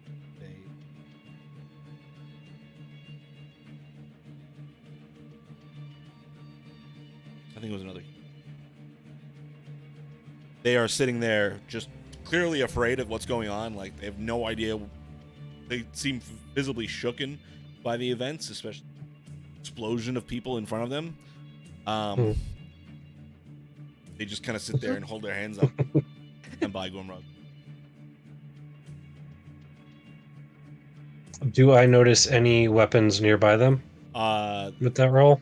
They do not appear to have weapons. Any weapons that were in that staging area on each of the cards was grabbed by the person on the cart as they eviscerated. Okay.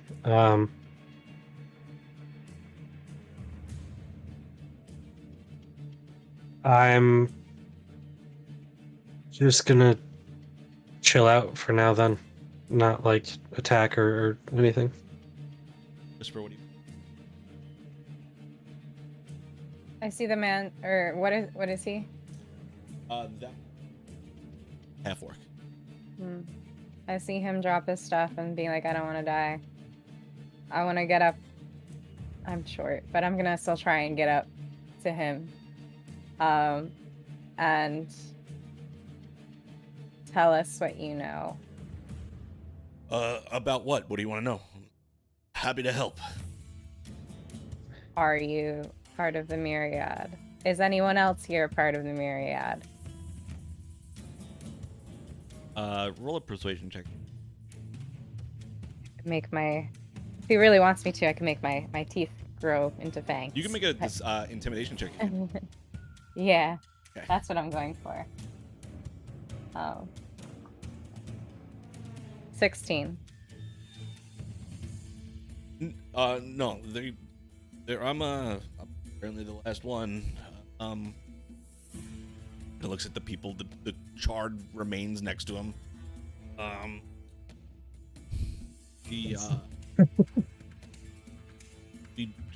we were doing security for those people to get into town.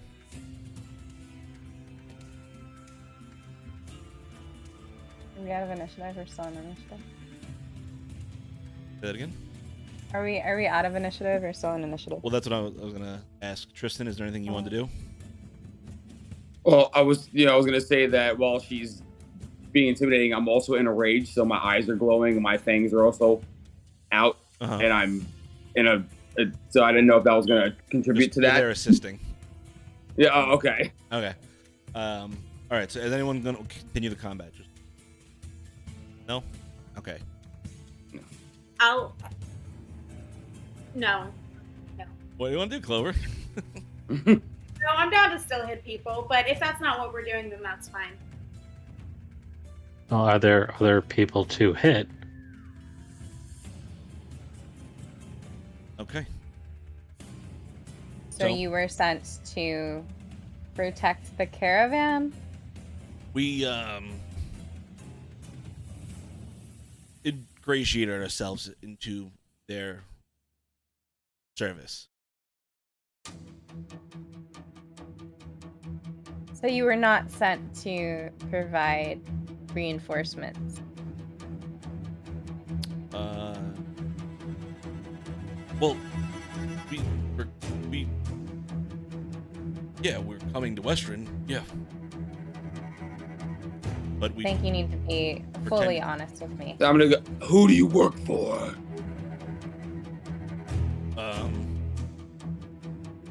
Myriad?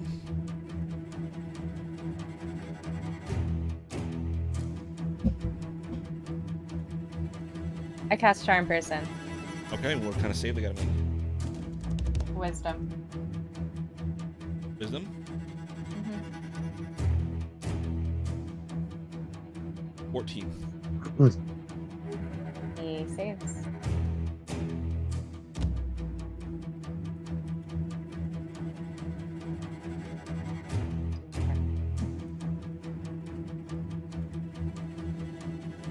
These people were looking for security, and we needed a way in the city, so we set up a deal, an opportunity for us to be hired as their security. That's what it was. I'd like to get closer. I want an insight check on that too. Go ahead and roll an insight check. I was just checking. I'm going to say, which is the cart for your employers? While snarling. Where's the cart for what? Which cart has your employers? Our employers? Insight. Would you roll an insight? 19. He's telling you the truth. They got themselves hired by these people by being in the right place at the right time to be hired as security. The people on the carts don't know, but that we're using the security as cover. Yeah.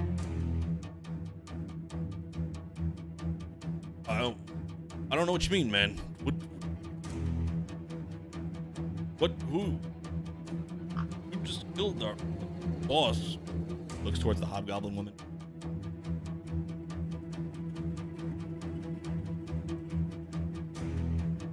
I'd like to get closer. Sorry, Gormog, did you want to do something? No, go ahead. And then I just want to ask him, were you sent here to try and kill us? Were you these so-called reinforcements? Well, we only found out about you all a couple days ago. We were coming to back up Dep, but found out about you. I'm gonna pull out the tiefling horn that I still have. Okay. I'm gonna flick it in my hand. And be like, yeah, Erdep wasn't the only one of your gang that we played with. Go ahead and roll another intimidation check at advantage. This guy's gonna piss himself. I'm still staring him down, and With advantage, you said? Yeah. Okay, good, because that first one was terrible. 14. You see him, like, eyes kind of go bulge out a little bit. You show him this head, partial head of someone. Rotrub met us on the street 2 days ago and told us about you. I don't know anything besides that. I just know we were coming to help Redep. Rotrub is the name of the half-orc that we didn't kill? You got it. I'm going Where to is look he? towards the carts while I'm just going to take a quick look. I don't know if I can get a check or not to see what's going on with the carts while we're dealing with this. Go ahead and roll a perception check.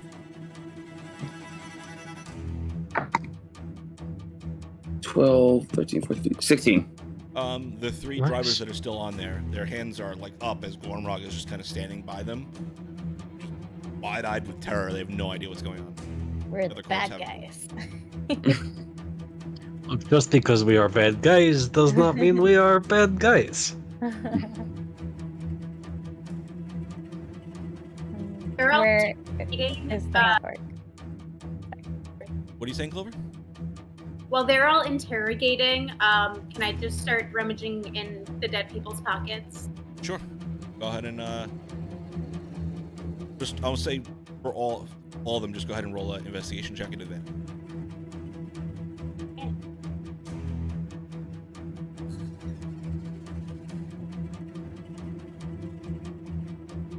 What kind? Investigation? Yes. Okay, 15. 15. Okay, you find 72 gold over the spread out through the mall. Oh, excuse me.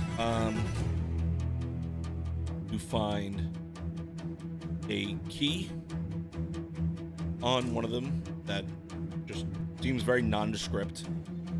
You find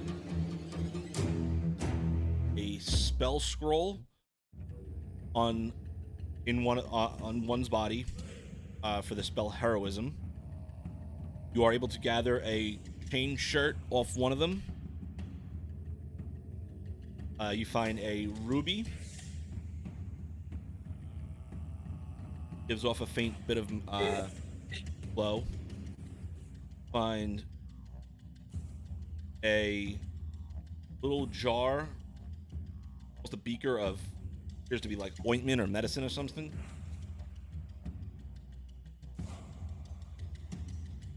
All you find there.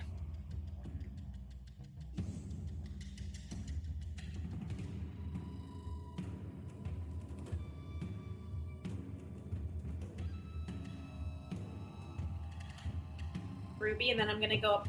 I'm gonna pocket the ruby, and then I'm gonna go up to Finnick and ask her if she can put everything else in her bag of holding. Yeah.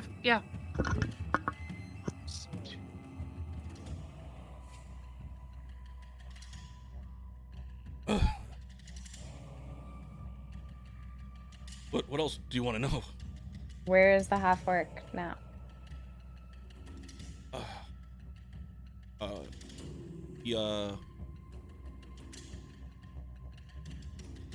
One of the other cards.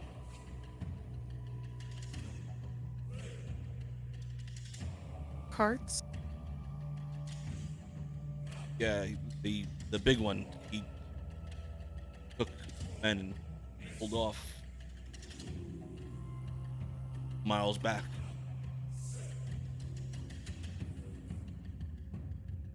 Do you know if they're still there? I don't know. Kept heading out, in towards the city. We're all gonna reconvene in the city. Where?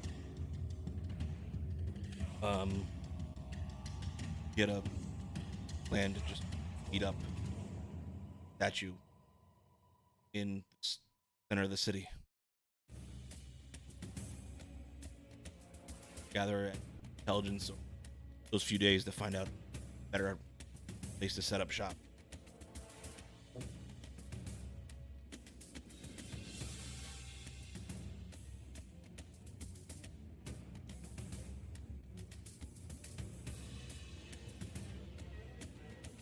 And in how many days were you meeting? 3 days.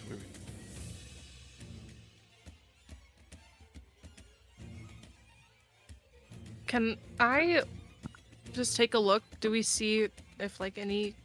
Do I see if any carts would be coming in the distance? Go ahead and roll perception.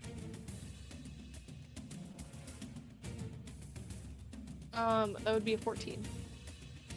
You do a peek down the road, kind of listen out, and you don't hear that sound of the cart coming down.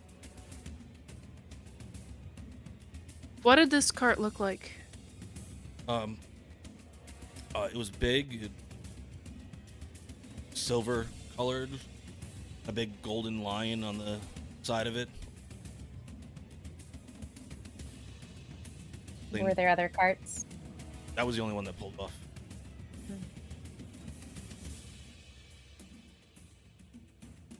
I'm gonna grab him. Which direction did he go? Before my rage ends. Okay. Roll a intimidation check.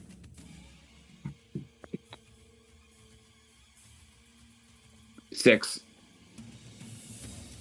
I don't know which way they went. They pulled off a couple miles back. Are there any more paths back that way? I don't know. I'm not a path expert. I'm gonna, as I'm holding him, bring him closer next. Who is in the car? Well,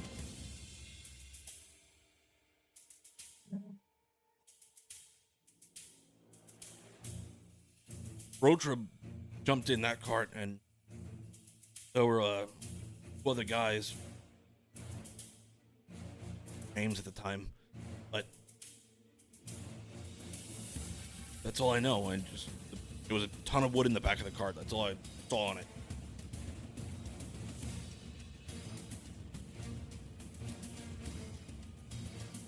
They didn't let us investigate that cart. There was something else going on with that. Wasn't part of our deal. We're just supposed to deliver whatever was in that cart.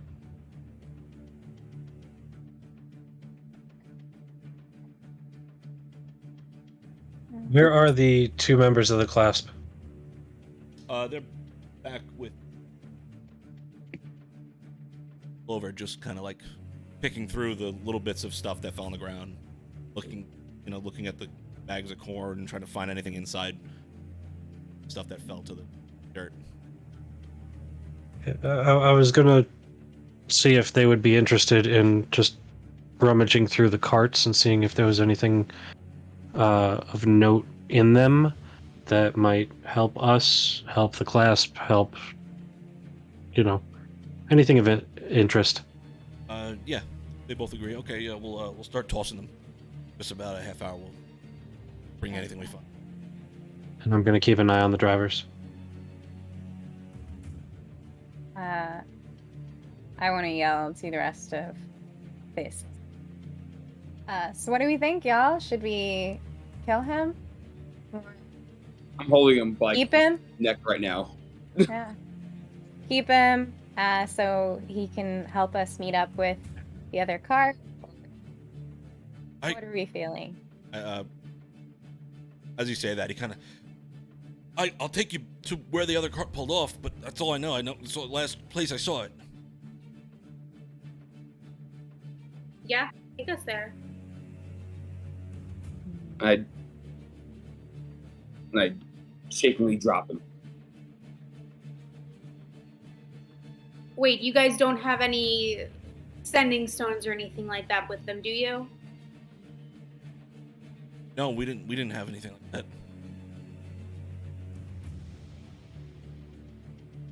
Can I insight check that? Yeah, go ahead and insight.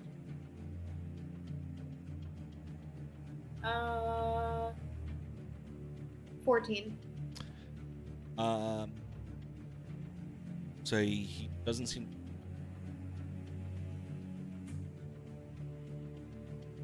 Believe him. I don't believe him. I don't know. I don't have a reason. I just don't believe him. When she says that, I grab him again. Okay. Well, another Intimidation. 11. Swear, we don't have anything. I swear it. While you're holding him, can I grab his pockets? Sure. Go ahead and toss his pockets and pull out a small bag about 10 gold and a small opaque stone. And I don't know how much more time I have in my rage. I don't know how much time's gone by with how rage ends before getting hit, or yeah, it's your rage is ended at this point. It's okay. So once my rage ends, I'm going to just instead of holding him by his throat, grab him by his shirt and pull him in closer. And I'm gonna try to just in his ear. I'm gonna go. How many elves were inside that cart? I have no idea. I don't know anything about elves and carts. And then, as he says that, I'm going to have my dagger at his stomach. I swear, I don't know anything. I have no idea what was in the cart. That wasn't part of our deal. We were just supposed to bring it here and make sure it got here safely. You said there was 2 other people in the cart. Yeah. None of us were supposed to check what was in there. Just the 2 guys that were on it were going to escort it to wherever they were told to bring it.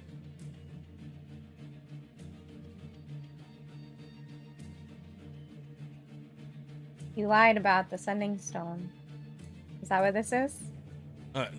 No, that's just a rock I picked up off the street. It was really shiny and I liked it. I love pretty rocks.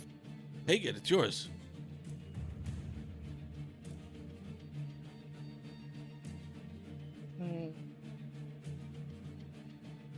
Hold on. Think we kill him, and then we set up us and cast members at every entrance into Westren that comes. Are you saying that out loud? Yeah. As Yeah, she says that, I'm going to take my blade from his stomach and put it to the throat and wait for someone to tell me to actually do it. Oh, okay. I want to put my hand up. And I want to try to cast Charm Person one more time. Fine. 8. He fails that time. So, charmed. So- I say, let him go. Trust me. And I go like I'm getting ready to actually put it right through his throat, and then push him away. Right. Come on. Know me. We're Yeah. friends. Didn't do anything. Promise. I need you to use the sending stone. Sure. You want me to send? We need to know where the other cart is. I mean, like I said, I could take you to where they pulled off. Where they pulled off. Yeah, I mean, Yeah. probably could follow But the what tracks. if they're It's not pretty there muddy out. anymore? I need you to check in on the other cart. Okay. You want me to ask? I'm gonna look to the other group. Anyone got any ideas? Want to say, tell him that they were successful in eluding us, and they need to know where to go next. That's just my opinion, guys. Where are you meeting up in 3 days? At the statue. At the statue by the city. Tell them you need to meet before that and figure out where. What about how far out they are? So we can get an estimate. Say that you might have seen some bandits in the road. Okay. And you're checking in to make sure that they are okay. So it seems like you've avoided the bandits, but Okay. Hold the hand out to take the stone. I give them the stone. Hey, just checking in. We saw some bandits on the road. We managed to avoid them, but I'm seeing if they maybe made their way to you guys. You guys setting up, Bill, or see the stone?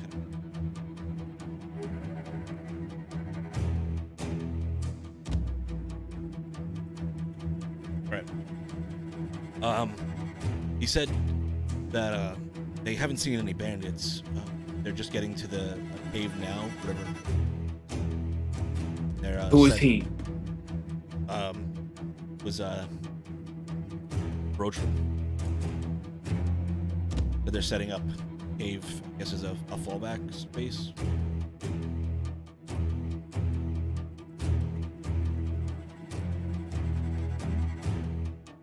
Armrog, Tristan, do you guys know, like, of any caves or mountains that would be nearby the city?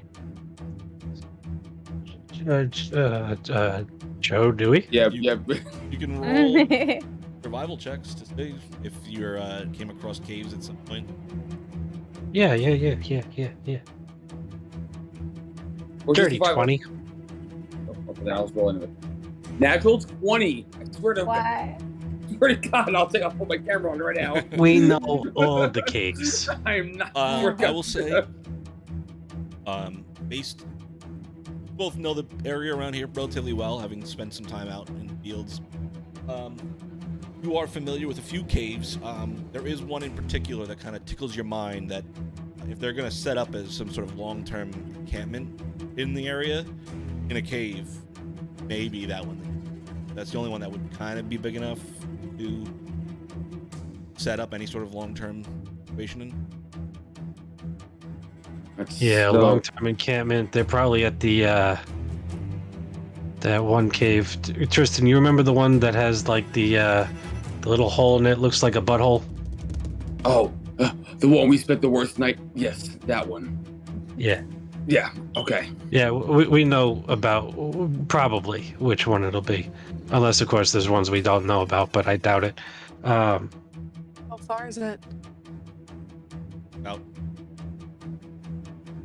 About 3 miles from here. One of the worst places you've ever been. Well, should we make our way there now? Yes. We could still get there today. Hey, should we leave your new friend here with thing 1 and thing 2 to take back to Where should we take him? G-Man? Or we just Yeah, or an should we idea. We take- can take the sending stone and send him on his way, so he can't send them any more messages. I don't think we should send him on his way. Oh, okay. So I don't know if I could say if I was gonna. He lied to us about the stone. What else could he be lying to us about? I'm gonna go. Let's just get the stone and let him go. Don, you're He's still right next. He's still right next to me, right? Yeah. Okay. I'm gonna say, and I'm gonna give everyone the look. Let's let him go. I think we should But take him with as us. long as we get the stone. Nah. Letting him go is not. And when I do the look, I mean the look like I'm. Oh yeah, we're gonna kill him as soon as he walks away. I Yes, understand what you're saying. just let him think he's walking away. No. No, I don't think we No. need to kill him, but we can either bring him with us or send him back to the clasp. Either one of those is a good idea, but we should feed him a little bit and tie him up first so he's weak. How long does it take to go 3 miles? Maybe well, we have some horses Well, right here. Well, an hour, maybe 2 at the most. Whipping out the DM screen. If you go at a fast pace, it takes 1 hour. Well, he's only gonna be my friend for an hour.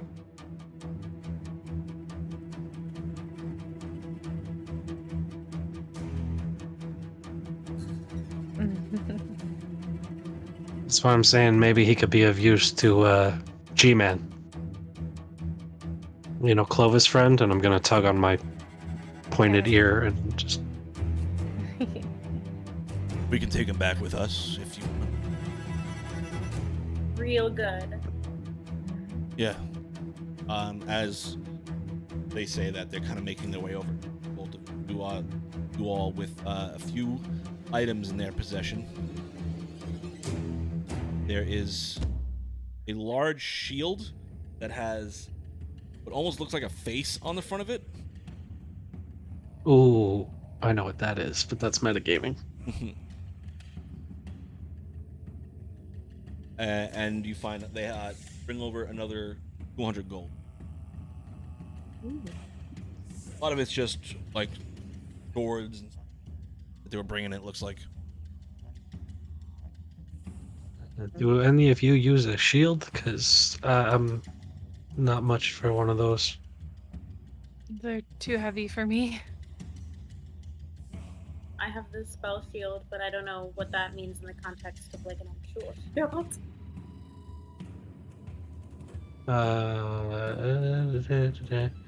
It would be Kristen under can your use a shield. proficiencies in armor. Probably not. Tristan can use a shield, but he can't with his weapon is two-handed. Yeah, no shield. I could, but I don't want it. Yeah, I mean, I don't think I can do anything with it. If someone watching knows differently, that you please let me know. We could take it and sell it, or consider it a donation to the cause. Okay, yeah. It's always putting one. We have multiple bags of holding, don't we? No, you only have one.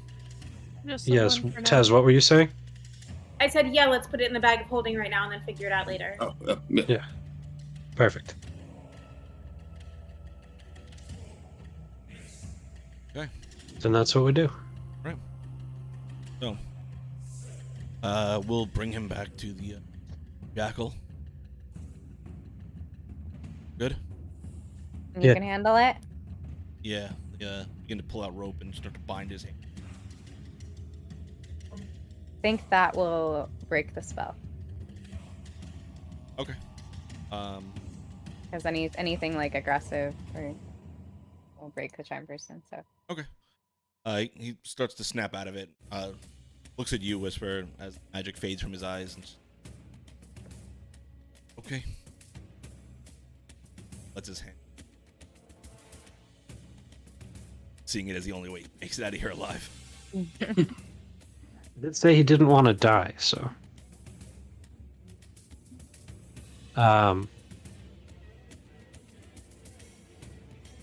Let's go. The caravans are grounded at this point because of that front one losing the front right wheel. But before we head to Butthole Cave, I'm going to say to the drivers, you hired the Myriad to be your bodyguards. They're a known criminal organization that are not good people. You need to learn to pick better friends. You guys for sale? Not right now. We got to go kill the rest of them. You have a But, card or anything I could take? We're the Fists of Fate. Okay. Where can we find you? Westruun. Okay. We'll next time we have a contract going out of Westruun, we'll look you up. That's okay. Seem quite capable. Keep us in mind. Be safe. And I'll start walking towards Butthole Cave. Okay. All right. I will say just to keep on, make sure you stay on a little bit of a track. You got a pretty good idea where it is, but go ahead and whoever's leading this, go ahead and roll a survival check. Either Tristan or Grimrod. I got it. Yeah, I was gonna say I would normally follow him anyways. That would be... I can math. 15. Easy enough. You spend... what pace are you guys? Fast? Yes. Yeah. Yeah. Also, how beat up is Clover or Tristan looking right now? He's a little bumpy. I am only down. I'm from 49 down to 36. I'm good. Okay. I mean, I'd like to get full health before we fight again, if you can spare it. I'll just sort of lay my hand on Clover's shoulder as this golden energy flows out of my hands, and that would be You restore 4 hit points. Nice.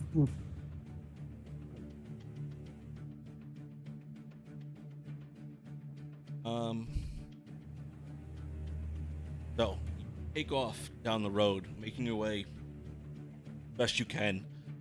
The sun starting to rise up toward day, making the path in front of you, and while the ground is still muddy, it's starting to harden up, and each step becomes almost dangerous. But you truck through, and eventually come upon a cut off in the road. See just 2 heavy, deep wagon wheel tracks pull off to the side, lining up with what you, Rog and Tristan, are probably coming up the direction of the cave. You turn off and begin to make your way down that road, that cut in through the eventually the little bit of outcropping and cave structure begins to come into view, and as you get close enough to see the actual entrance of the cave, you see this massively large part marked just off to the side of it, the rear of it almost right in front of the entrance to the cave. The wagon is just large, brightly silver. It almost reflects this. And on the side, you see this large cat-like emblem that Tristan, you recognize immediately. In front of the cave, as you get a little bit closer, you see a little bit of movement inside the cave, as you see a few bodies moving back and forth, just barely within the shadows.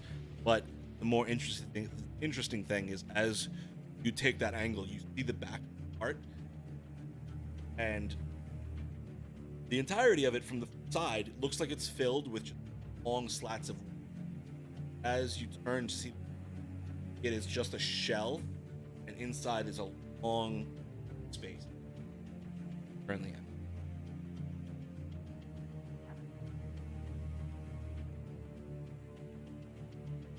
So I just stare at it. Before walking up and investigating, I just stare at it. You guys stealthing at all, or? Mhm. You guys stealthing at all? I absolutely, yeah. I'm constantly. Go ahead. Yes. As we get close, I will cast Pass Without a Trace. Everyone roll a stealth, add 10. Okay. So I'm not being oblivious. Oh, pass archeries. 8 plus 10, right? Yes, 18. Natural 20. So plus Total my loss. 12 and plus the 10 would be 32. I'm gone. Okay. Also got a natural 20 for a total of 35. Jesus. Yeah, we are.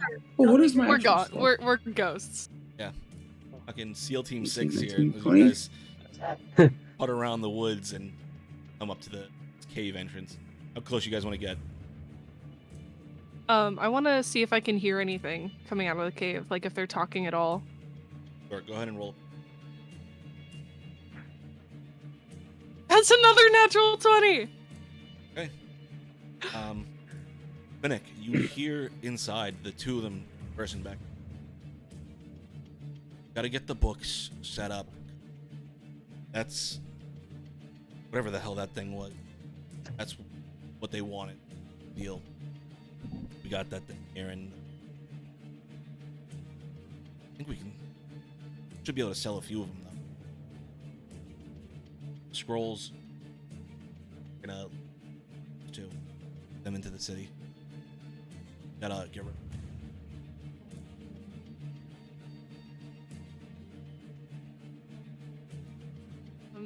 Again, I would like to use my telepathic speech and sort of, I'll just giving the info to Gormrog. I'll relay it to everybody else.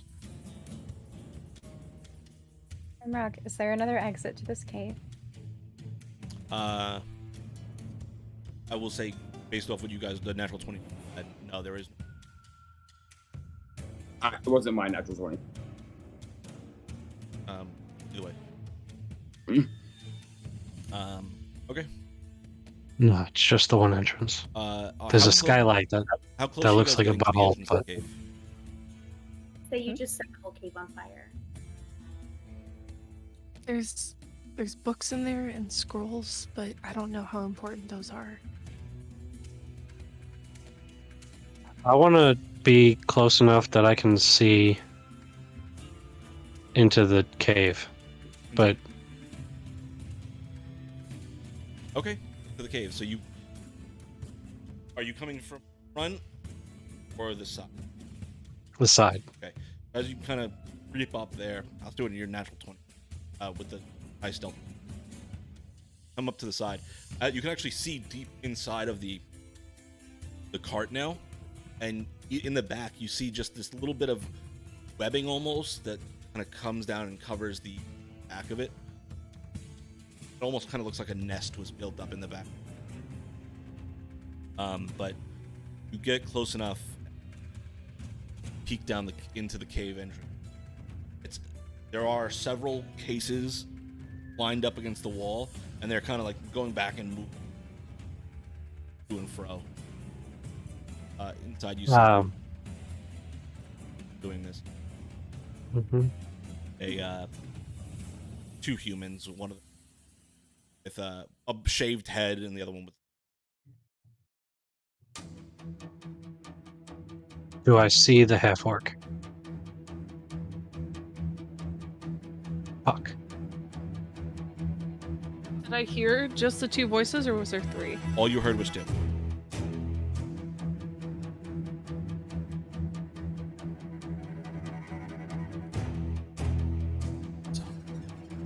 Are we going in? I'm gonna pull out the explosive from my pack and go,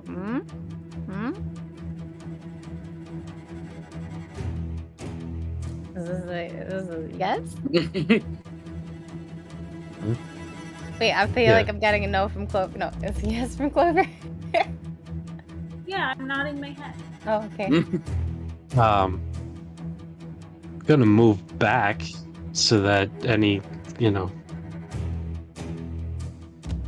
explosion that comes out of the cave is not going to hit me. But I'm gonna. If I notice that he's going to do that for real, I'm going to go into a rage burst and then step back. I'm going to also step back, but I'm going to find some tree or rock or something that's facing the opening of the cave. So if anyone tries to run out after the explosive goes off, I'm going to have my worker ready. I'm going to be up against the opening, but just off to the side. Fennec, did you nod? Yeah. Actually, I'm sorry. Before she does that, can I actually do a magic awareness really quick? Okay. What does that do? As an action, I can open my awareness, suppresses concentrated magic until the end of my next turn. You know the localization of the spell or magic item within 60 feet of you. If it isn't obscured or behind total cover, when I sense a spell, I learn the school what magic belongs to.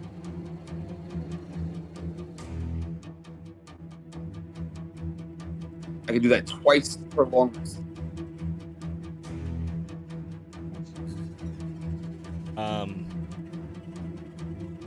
As you do that,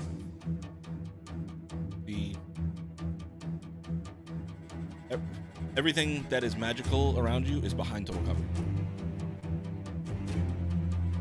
Is what? Behind total cover. So then He doesn't sense anything. I don't see anything.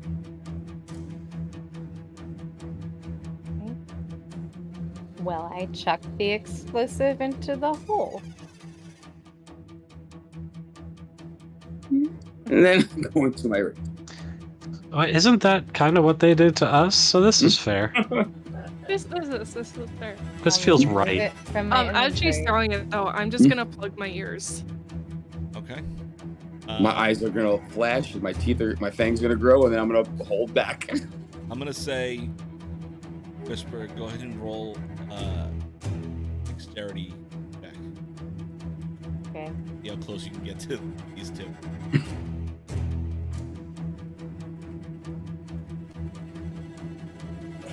$17.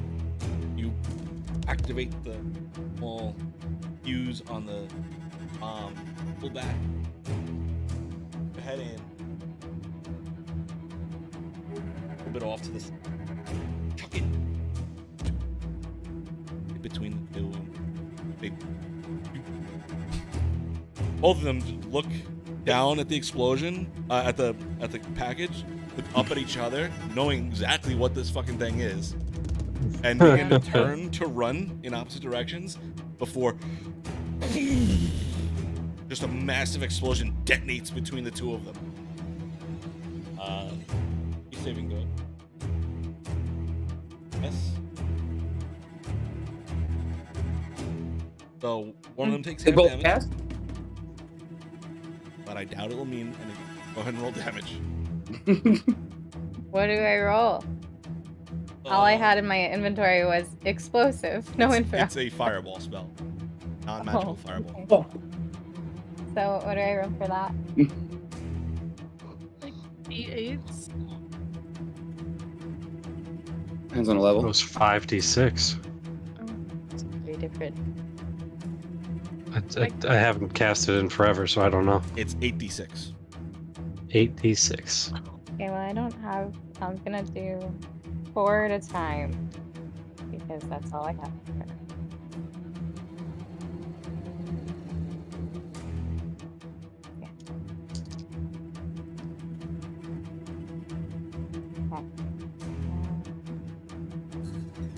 Oh.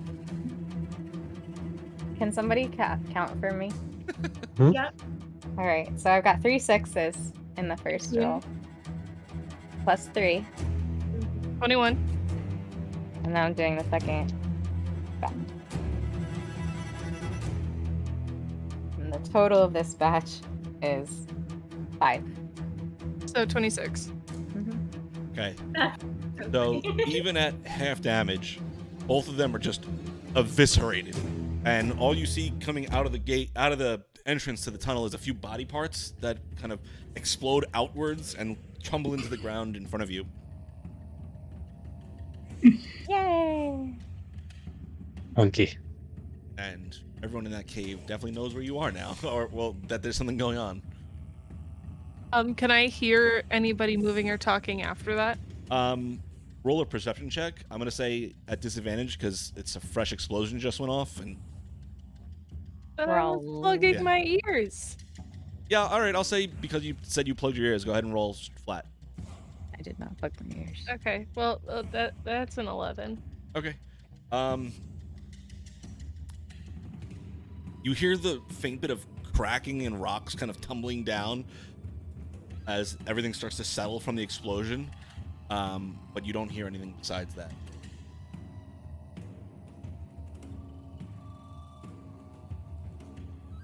I don't hear anybody else at the moment. Where's the half orc?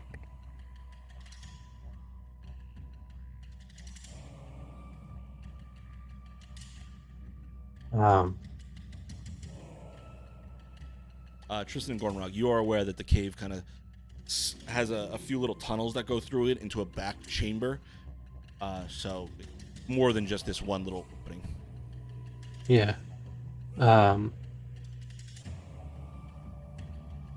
Just going through my stuff, see if I got anything fun to play with. I know I don't. I'm ready to walk in, but I don't have anything fun to play with. Tristan, your rage ends. Yeah, that's what I was thinking as well. I think while everyone's trying to think of the next move, Clover would like to go back to their cart, not ours, their cart, and smash one of the wheels. I don't know why. That's just, I just feel like she's doing that. Go ahead and roll an attack. What attack? Just What, like a. what are you hitting it with? Particular. I was just gonna just try to. And roll a strength check. A strength attack. That could be funny. plus 0. Cool. 12. That's not as bad as I thought it could be. So you go ahead and give it a kick and roll a d4 damage halved. A D4 damage halved. Yeah. Do you want me to just roll my 1, 2? Yeah, that's fine. 2. Okay. What's your strength modifier? 0. Okay, so you kick it, you knock out a few spokes, but the wheel is mostly intact. I'd say you give it another go, and you can end up disabling the wheel.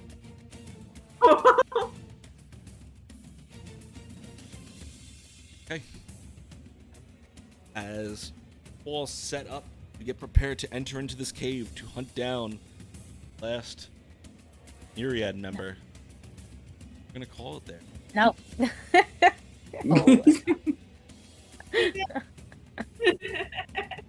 Because there is more planned here that we can get to tonight, so. But You're the gonna bloodthirst call is there. real. What? The bloodthirst is real. Everyone, well, hope you enjoyed tonight's episode. We are not here next week for anything. We're taking the 9th off. On Tuesday the 10th, I will be having a stream for most of the day, most of the afternoon.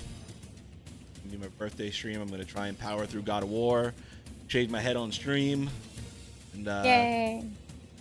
see how far we can get in God of War that day before I have to call it.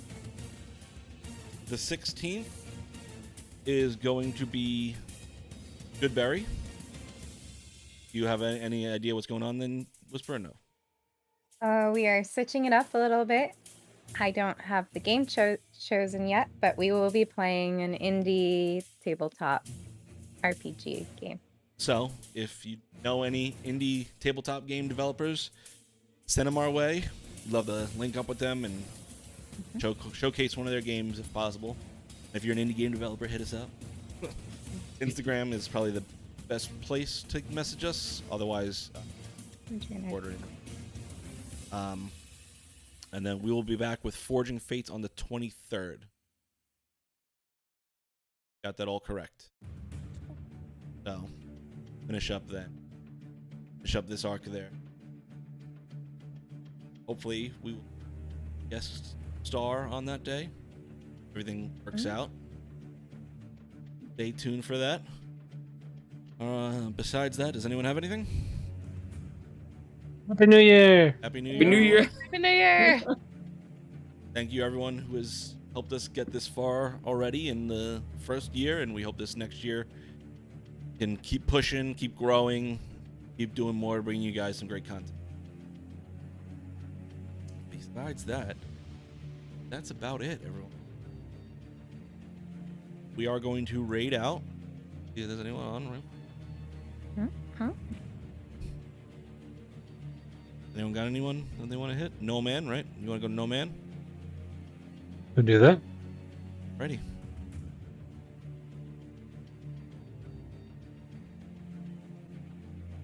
Start the raid. Thank you so much, everyone. Appreciate you all stopping by. Hope you all have a great